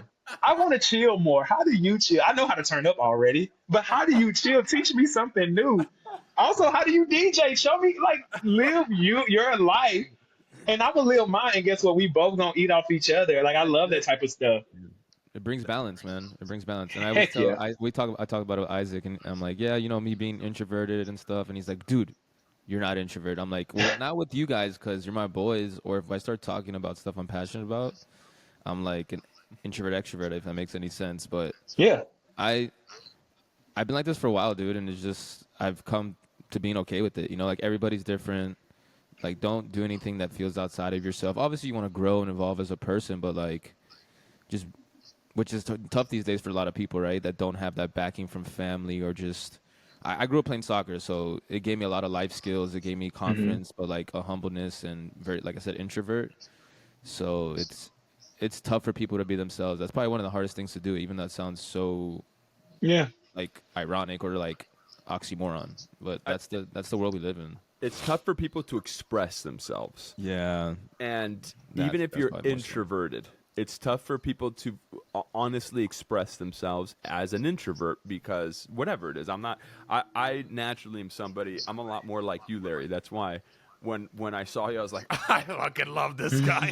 I fuck with this guy. I was like, this is awesome. This is going to be Right. because I'm just somebody who is, especially when I'm on set, I'm like, yo, this is like a team that we're all part of. We all need to like help each other and it's a selfish and selfless endeavor because if you're doing good, that means that it's going to look better on me, right? Especially as an actor, I always come from the frame of mind that my scene partner is everything. So if I can fucking lob it up for my scene partner to like an alley-oop to dunk it, then that means that I'm going to look better in the scene too because they fucking look great, right? And I know what I bring. That's the other thing. I know what I'm bringing. So if they're looking good, I know that I'm going to be up there. Rising tide floats all ships is something else that I love to say. You know, and I really do believe that there's enough for everybody to eat. That's something. It's not and competition is good. That's one thing that I will say. When it's healthy competition, it's good. When it's negative, it's bad. And what I mean by healthy is when I see somebody that's fucking doing amazing and they're working their ass off, I'm like, damn, I gotta work my ass off. It a kills the little bit more. complacency in the room. Yeah. I gotta lift my game. You know, I gotta elevate my game in order to be here. Or I'm already here. Yeah, let's fucking go. Let's go you know. now. Yep. Whereas if it's the competition where it's like, oh, that person looks better than I do, I have to outshine them so that nobody looks at them anymore and they only look at me. That to me Lose is sight of the not. goal. Yes, that exactly. You lose sight of what the team aspect of things are. You know. So anyways, I that was just a little aside. I think that Sports, teamwork, achievement, boys, Boys. steroids. trophies. Let's go. Boys on three. 1, 2, 3, boys. Laugh Yo, at. the testosterone on this call just said, whoa. Bro, I'm not joking, dude. I will literally like listen to fucking like Michael Jordan before I go lift some weights, before I go to the gym. And then there's this one video. Do you know who Jocko Willink is? He's a Navy SEAL. Why did you start Is talking like the bald that? one? Is Because the he bald talks guy? like this. Yeah, he the talks bald- like this. His name is Jocko Willink, and he talks like this. And Oh he's the man. fucking. I love him, dude. There's this one thing about him when it's this video where it's like, you're a little too tired this morning and you feel like you can't go. Good. Somebody told you that you're gonna fail. Good. You hurting this morning? Good. It's like, I'm like, let's fucking go, bro. I wanna Okay. go. Yeah, it's just whenever I hear that, I go nothing. Yeah, I saw a post that you had, Larry, where it was like every time I get on this stairmaster, I always think I can't do it, and then an hour goes by and it's done, and I'm like, yes. I can, Yep. fucking, it's the truth, dude. It's like just getting over that. Sometimes you're not going to feel the best when you're doing what you're doing, but you just got to go out and do it anyways. I think that, again, perspective. That's another big Yeah. thing. I think all three of us, something that I've learned, which I already knew about GM, but like you said, Larry, we've only known each other in professional settings. However, you are who you are. I comport myself the same no matter where I am as well for various reasons, but we all have the perspective of, I'm not going to take myself seriously, but I'm going to take what I do seriously. And what I mean by that is don't get it twisted. That's not saying that I'm devaluing who I am. That just means that I am going to be the best version of myself, and sometimes that means that I laugh at myself. Yeah. Humor is very important. We've been laughing. We've been all showing our beautiful smiles this entire time because it's important to have that perspective because life can be gone like that. Quick. Yeah. It is something that I love that Bali story that you were talking about because especially in LA, I think people are so focused on being something, going somewhere, doing something, being someone to someone else that you forget to stop, put your phone away. That's why this podcast started. GM and I were like, yo, do you want to just talk for an hour a week, put our phones down and just have intentional conversation just to listen to each other? Like, I miss talking to you, bro. Yeah. And when you walk down the street and you say hello to somebody, hey, how, good morning. I'd say like 80% of the time the people that I walk by are like, fuck you. But it was 20% of the time that the people are like, oh, how you doing? Oh my God, whatever. I love your dog. But it's that ability to stop and appreciate life because it could be gone from here to tomorrow. Yeah. And I think it's really important that emotion of it is because you were so full of life then and there in that moment where it was an overwhelming. I've had that before too, dude. We got married in Yosemite, right? George was there, and we've taken George to Yosemite before, but I'll never forget seeing. Have you been to Yosemite, Larry? I haven't yet. Oh, brother, you gotta go, man. Adding it to the list. Good. So Bro, going you don't understand, Larry. through the tunnel and seeing tunnel view, which is one of the most pictured locations in the world, right? It was the back of the Mac. It was the Mac for a long time. But seeing that, I'll never forget when Sky and I saw it for the first time. We literally couldn't talk because of what we were looking at, because of the majesty of God. To me, I call that God. You're staring at God in the face when you see that. And you're just kind of overwhelmed by the fact that I live on the same plane of existence as this thing. Mm-hmm. And it's appreciating it, which is so hard sometimes, but you got to appreciate life also when you're at the bottom. This is something else that I'm very happy about in my life, that I've come to be happy about. I was talking about the billboards and all that stuff. I'm happy that I've had to be a journeyman. I'm happy that I've had to struggle. I'm happy that I've had to work. I'm grateful for it, because as you start to build in life, if you get everything you want right at the beginning, you're not gonna be able to value it. So as you're climbing and you're getting all these things and you're rolling up your sleeves and you're fucking getting after it, and you get those things that you work for, those things that you feel like you deserve, even the things that you feel like you don't deserve that you have an ability to put proper perspective as for the value of that thing. And it becomes that much more gratifying, in my opinion, because when life happens too fast and if your dreams all came true day one, you wouldn't realize that the dream has already been accomplished. Yeah. Right? So Jim Carrey has a saying, it's like, I wish everybody would get everything that they ask for, everything, because then you'll realize that the value of that is nothing. And I think what he meant by that is the dream is the journey. That is the dream. That's where the value is. All these struggles, everything, are exactly what we want in a way. And it's that Marianne Williamson, is that her name, Marianne Williamson? Yeah. I love that poem as well. I heard it in Coach Carter. That's the first time I heard that poem. Same. Hey. I was gonna bring it up like 40 minutes ago before you mentioned it because it's something you Oh, said. I love that. You know, I was gonna say like you're saying dreams now, Isaac, and I realized it's a parallel to like literal dreams. You never really remember the end. It's always the middle and the beginning, and it's kind of a microcosm of like that's what life is. There's no destination. Just go Yeah. through life. Like that is the destination, the journey, like you said. That was a good George Michaelism. I didn't know we were gonna go with that. But think about it. Usually, like you get It's waken real, up, yeah. or the dream like fades away, and then you wake up an hour later, but it's just like you remember the in betweens, and that's what life is, bro. It's the in betweens, the now, it's not the endings. You really do. Like, you really do only. I love that you just put that so literal because it kind of points right back to the importance of being present, where it's like, yo, you can definitely mentally skip to the end, or you can be like, a lot of people have a horrible tendency to tap out until they hit the goal and like, woo! And it's like, do you remember eating the noodles at the crib? Do you remember like all the hard times? Do you remember the struggle? Do you remember the times where you were laughing? Like, I have great relationships with people who I've gone through a lot of hardships with. It's very different from the people and the relationships I have with people I've only won with or just met at the top. And Molly Music has a song that he talks about it gets lonely at the top. And I listen to that song quite often because it makes me really emotional because I felt like when I started to become successful, I couldn't explain why I was feeling the way I felt. It felt lonely. It felt like my friends weren't doing the same thing. They didn't want to talk to me about what I was doing because, of course, who wants to hear about good stuff about when I'm trying to figure out how I'm about to pay this bill? It gets a little weird. And it's like, damn, should I be? You start to have survivor's remorse almost. And so but that made me tap in more, being more present in the actual moment of like, it's not even about being at the top. It's about those moments that we have when we still laughing. And like right after I get off this call, I'm going to hang out with my best friend because we hang out every Sundays and watch a trash TV show. I can't even say the name because it's so trashy. What is it? But what is it? This is embarrassing, but Baddies, you probably don't even know what it is, but on Zeus Network, exactly. That's why I'm like, I knew it. But yeah, we watch Zeus Network, Baddies. A lot of people claim they don't watch it. It's just a bunch of trashy TV, but it's our fellowship.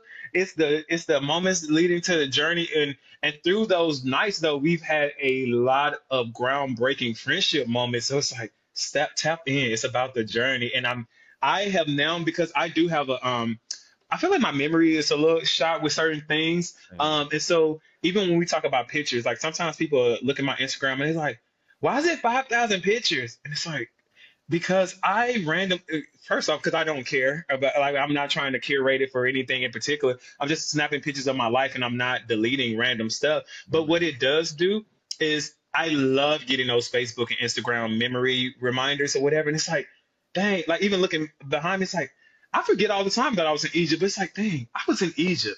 Like, I was random. This other ones are all around the world on this wall. And it's like, I forget about those moments. So I take pictures as a friendly reminder that I also have seen God's creation.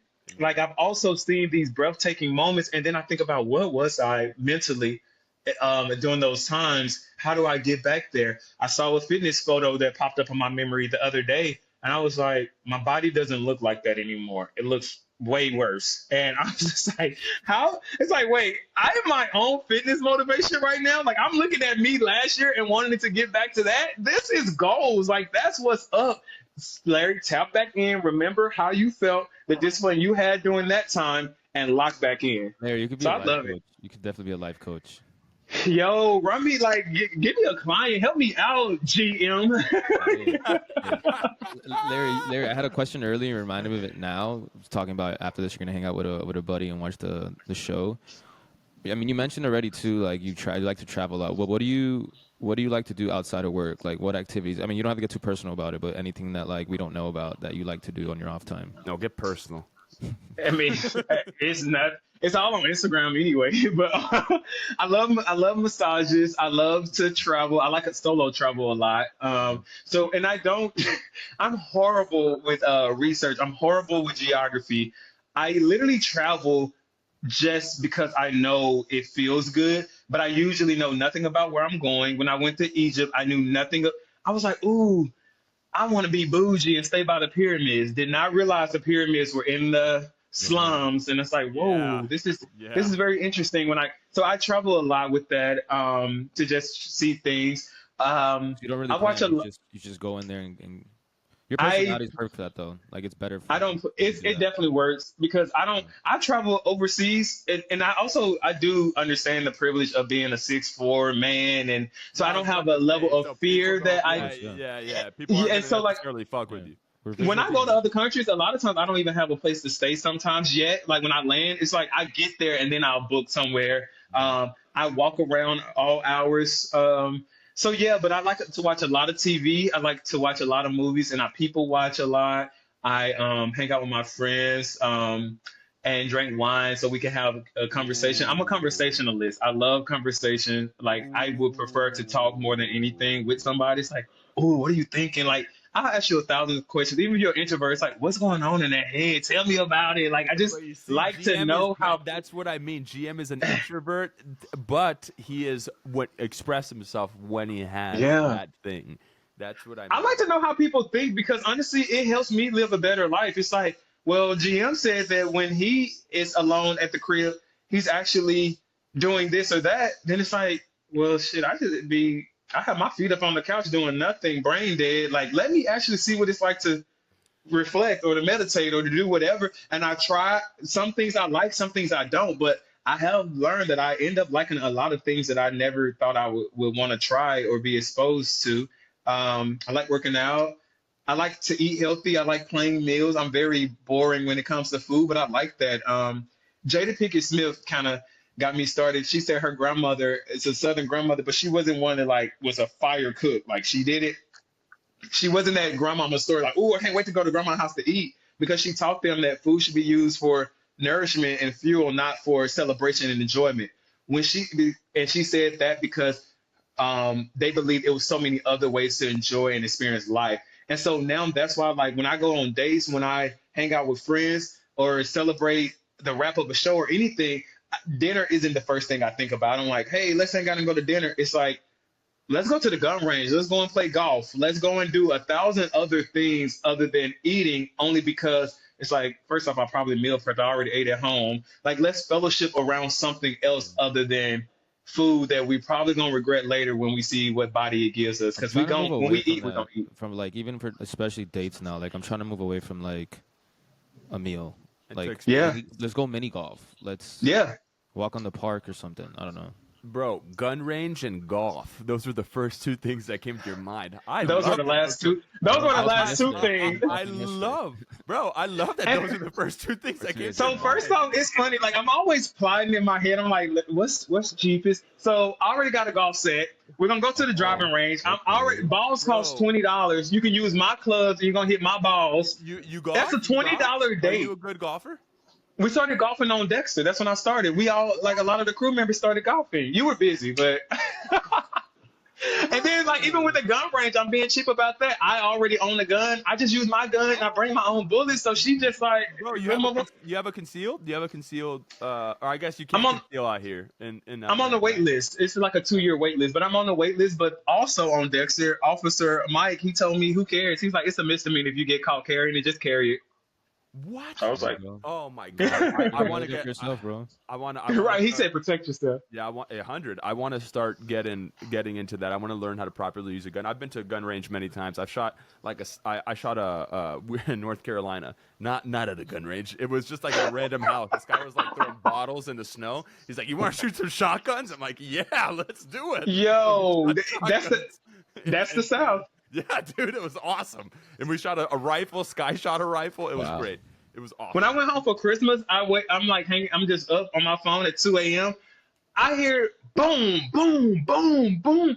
My dad is just outside in the driveway shooting his gun in the air, and I'm like, dude, what's wrong with you? Like, what? He was like, oh, I haven't shot it in a while. I just wanted to make sure it's good. Oh, dude, honestly, shooting a gun, in my opinion, makes you respect it. At least for me. I wanted to talk about that real quick because Yeah. I still remember vividly shooting a gun for the first time, and I was like, okay, I get it now. Yeah, Like It does you feel understand the good. power and the responsibility in your hands. it You know? feels good. George, I love that you said the responsibility. Most people don't mention that.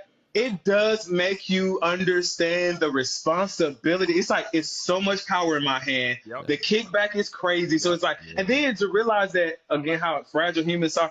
I never want to. It's nothing to play with. It's like this is power behind this, and it's power of life and death. Honestly, if you Yeah. aim it at the wrong thing, Yeah. and it's like that's your responsibility and you have to honor that. That's why gun training is important. That's why never pulling it out as a threat. Like Yeah. if it comes out, it needs to be ready to use and Yeah. all those different things. You have a high level of responsibility with a I firearm. was And I gonna think say you that. learn that the more you shoot Yeah. it. I was gonna say I've never like we all know what the word mindful means, but until that first day I like had a gun in my hand, I was like, okay, this is what mindful means. Yeah. Like, yeah, it's crazy, dude. It's crazy that it's a crazy invention. I think as well, like you create that responsibility and respect if you do it in the right spaces, right? Yes, Going to gun range, 100%. going with somebody that knows already, or having an instructor. Because like you said, some people don't know the responsibility because it's the way they're introduced to it. You know? Yeah. That's everything. I agree, that's everything, dude. yep. I agree specifically with that. Definitely And everything. and to golf, I was going to say something else to golf. The thing that people also who've never golfed, they're like, it looks so boring. I'm not a good golfer, but I love golfing because it's so calming. You're in grass, you're in nature, you're in a curated environment. You can slow down for a second. You're talking to people. You're in fellowship with one another. Usually people You're are drinking, you're Yeah, smoking, you're yeah, doing all the exactly, things yeah. you want to do. Yeah, and it's gonna take a good 4 hours to get through Four- it all. So 4 you're like, hours of great. no phone, peace of mind, weather. Like I started golfing barefoot because Jordan, the Feel B the camera ground. operator, like, yeah, he told me you want to feel the ground. I You wanna mean, ground literally, but throwing back a beer, and it's just like this is so soothing. I didn't even realize it was 4 hours later, 18 hole, and it's like wow. But it was such a peace of mind. And then the cheat code when you talk about going on dates to the gun range and golfing, you feel more confident because most of the time you're taking somebody who is less experienced than you. So I'm like, hey yo, you want me to show you how to load a gun? You gotta like, you know, or you go You gotta cock that back. high school movies where like you gotta help And somebody then, like, hit the yeah, ball. you're showing them how to hold it up, right? It's like you're getting a little arm feel in there. It's like, yo, but also they feel the power, so now they like, ooh, I got power Yeah. too. And then they Yeah. pop it, and so now y'all both leaving with your chest up, like, okay, I'm Yeah. powerful. You see who people really are. You see what I'm saying? You can see who people, Come on. That's where, dude, we've gone to so many dinner, and then I want to wrap this up because I have to pee so bad. Before we get that, Sky and I have gone to so many, like, one of our rules is we do not take our phone out when we're at dinner together, right? When we're doing something together, we just put our phones away. You know what? I'll give it to Sky and she puts it away because I've been to so many restaurants where I see people on, and you can tell it's one of their first dates, and they're on their fucking phone right across from one another, and it grinds my gears. I always think, I'm like, yo, if you're trying to get lucky with this other person, how do you think you're going to be able to get with this person if you're not even looking at them in the eye or even wanting to learn about them? And I'm glad that you said that you're single and you've been dating yourself, because that's something that we talk about all the time. People devalue the importance of their relationship with themselves so much to the point when they will then accept something inferior from an external source. So Yeah. we have so many friends that were like, yo, why are you with that person? You know, I'm like, why are you with that person? It's because they have not taken the time to look themselves in the eye, to see the good, the bad, the ugly, and to look at all those parts of themselves, to realize and recognize, oh, this is who I am. All right, this makes me respond and react this way. If I'm with this person, I'm not the best that I possibly can be. You know, like I did that right before I met Sky. I was in another relationship, and after I got out of the relationship, I said to myself, I'm just going to be with myself for a little bit because I need to just be with myself. And then I had a lot of fun in the interim in between then, because I tell people straight up, I'm like, hey, not looking for a relationship, okay? So if we're going to do this, it's just going to be for a very short amount of time. And I had a great time. And I learned a lot about myself. And then when Sky came around, I said that to her as well. And she told me the same thing. She's like, oh, I don't want a relationship either. I just got out of a relationship. And 10 years later, we're together. Because we formed that best friendship, I think, right at the beginning as well. That's a whole different discussion for when you come over and drink wine with us. That was something else. You like wine? Oh, man. Love wine. It is a time. What's your favorites, Larry?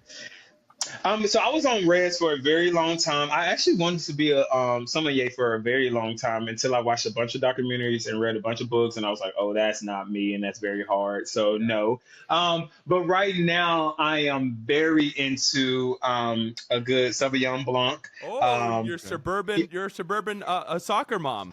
Suburban yeah, soccer and mom, honestly, babe. so all my friends do call me a suburban white woman because I literally once I get to sipping that, and so right now I'm on a cheap one called Kim Crawford, and so every time we go anywhere, we like, is Kim coming?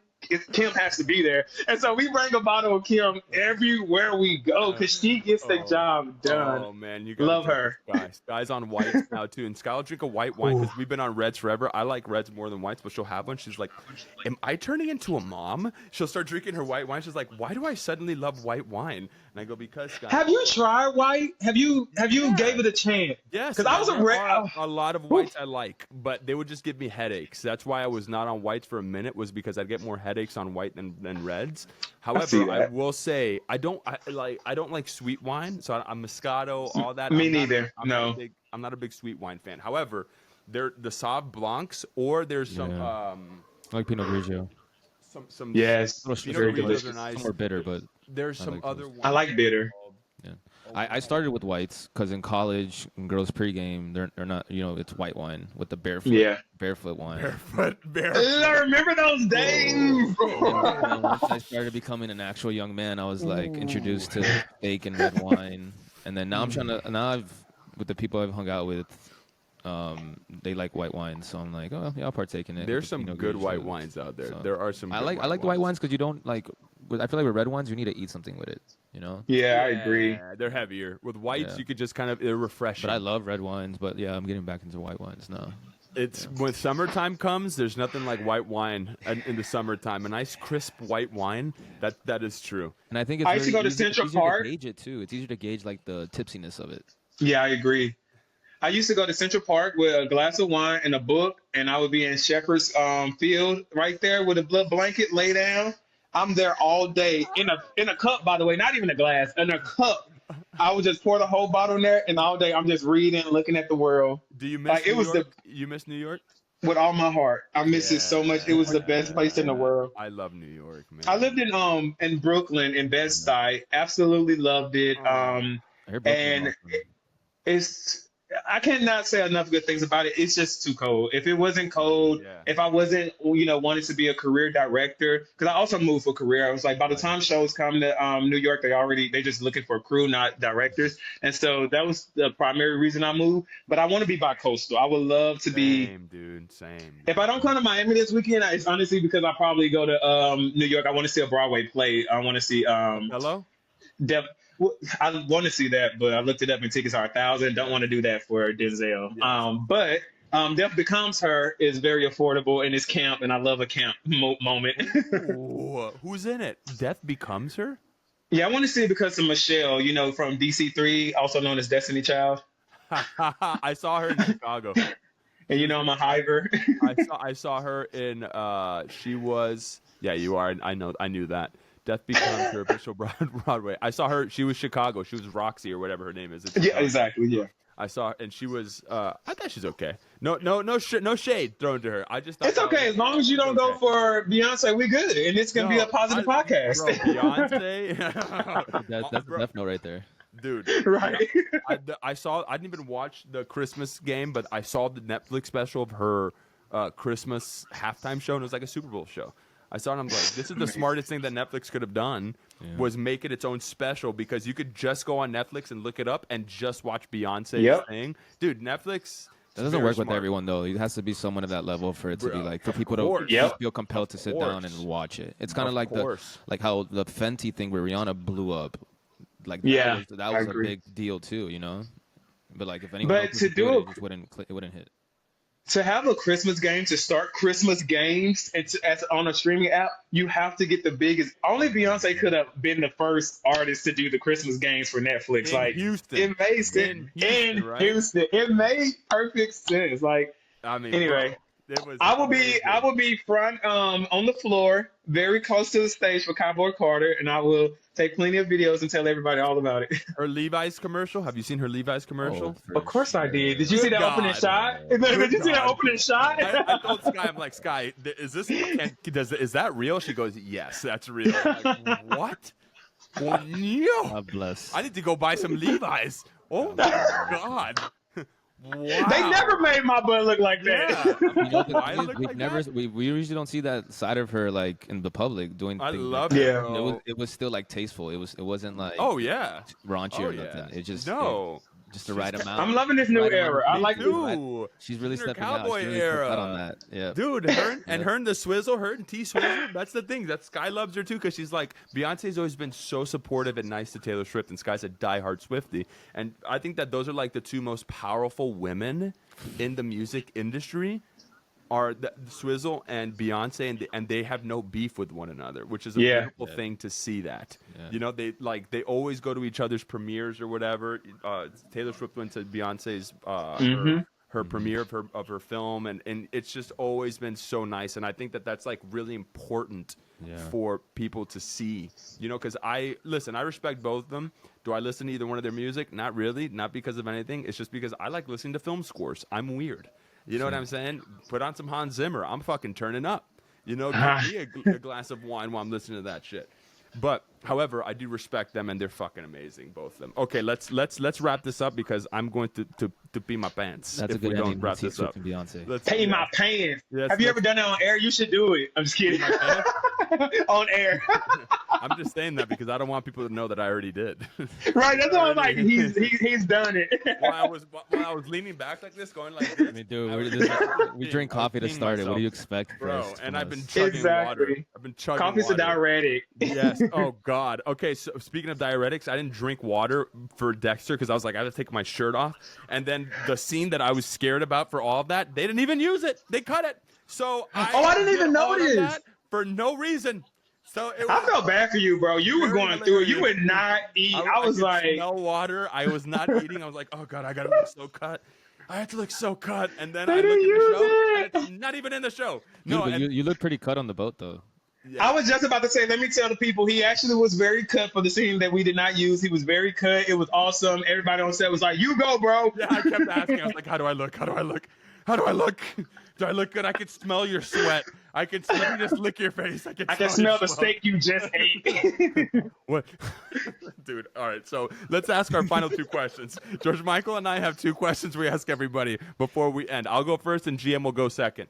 These can be as shallow as they want or as deep as you want. So my question has to do with a steel tissue. And the reason why I think of a steel tissue is because a tissue can wipe away a drop of blood or it can wipe away a tear. So my question has to do with resiliency and vulnerability. So what in your life has made you both resilient and vulnerable? Because I think it's important also just in life, but also in this artistic endeavor. Talk about resiliency and vulnerability. I think my being from Tennessee, being black, and having the dreams that I have made me extremely resilient because I don't think people who look like me often get the type of opportunities that I have been granted. And I don't think we often feel confident enough to fight for those to get them. And so I think that has made me extremely resilient to not take no for an answer. I'm just like, nah, this is mine and I'm getting it regardless on what you say. And I'll move, I'll relocate, I'll go where I want it, things like that. That made me extremely resilient. I think what made me vulnerable is my community, the people around me, my friends, my mom, my dad, my brothers, like just literally being accepted and not feeling judged. And the fact that people, they take me for who I am, regardless. On some days, like just talking to my best friend, some days I'm a little ratchet with it and it get there and whatever, but it's like, that's just Larry being Larry, and they take it and they see me in my totality. And I think that's extremely important for me for people to see me in my totality. That was beautiful. I could tell you meant it because you started playing with your necklace. All right, GM. Yeah, that was wild. I almost, Yeah. Let me put my hand down. That's crazy. No. Like I a loved it. 16-year-old That girl was when she on the honest. phone with her man with her feet up in the air. I was like, ooh, vulnerability. Hey, but Ask me again. Larry, it's like you knew what he was gonna ask you already. Because when he asked that question, sometimes people are like, Oh man, like what? Yeah, he didn't take a breath. He didn't take a breath. He just went right I in. said, no, the nervousness was me playing with I've been waiting for this the question. nervousness was me playing with this necklace. That was me like, ooh, what is this? Oh, Like, man. GM, bring us home. Bring us home. Larry, thanks for coming on, man. This has been a good one, a good Sunday fun day. My question is a fill in the blank, but it's also same parameters. Like it can be as deep as you want it to be, or as in the moment shallow as you want to be. It doesn't matter, or however you're feeling.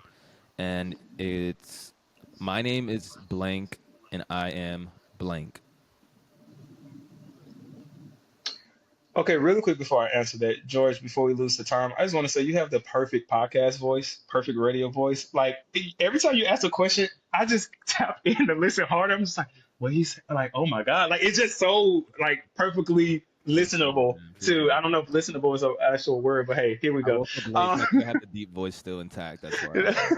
Sell it, sell it. So, my name, okay, my name is blank, and what was the second part? And I am blank.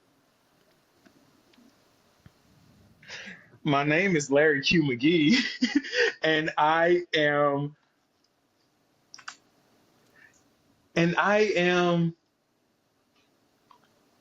I'm free. My name is Larry Q McGee, and I am free. And I just want to say like I really mess with that name and that phrase because I love myself and love my name, but also like man, I feel so free right now in this season of my life. I feel so free in where I know I'm going in my life. I don't feel bogged down with the things that are going on in the world, whether it's politics or society. I don't feel the stress of a job. I don't feel like I just feel very much so in my being, in my life, in my head, in my spirit that like I'm really happy with me, Larry Q McGee right now. And I really do feel like I'm free. So yeah.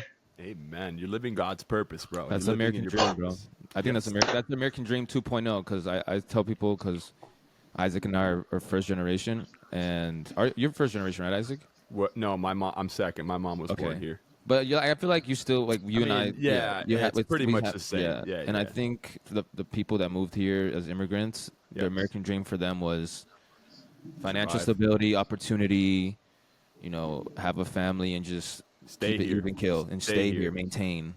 And then them in return to us was I want to give my kids a better life. So our American dream aren't those critical things. They're much more things that are like creative Yes. spaces, liberating, going out and trying quirky things. And it sounds like you're doing that, man. So we're living. No, the yeah, dream, thank you guys. so much for that.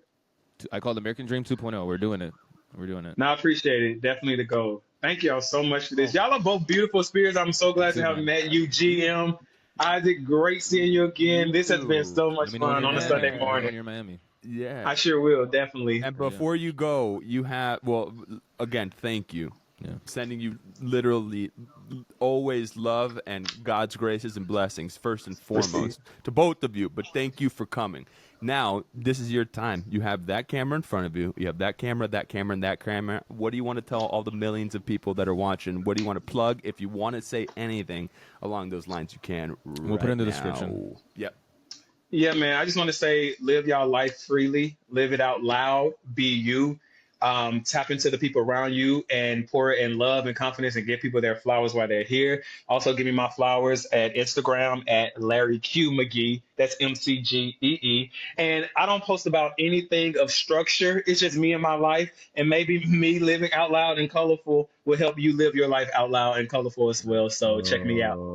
And when I drop a movie, make sure y'all tap in. Oh, actually, you know what? While I'm thinking about it, I got a web series on YouTube. Make sure y'all check that out called Soul Ties. I directed 2 episodes. I was a showrunner and producer. Check that out. It's called Soul Ties. Yeah, enjoy. We'll put that in the bio. Yes, sir. You are an amazing human being. You are an incredible spirit. You have brought so much joy into our life today. Thank you both. GM, I love you. I love seeing your face. People. Larry, Lair Bear, Larry Legend. God bless. God bless. God bless, gentlemen. Have a perfect Sunday. You guys too, man. Mwah.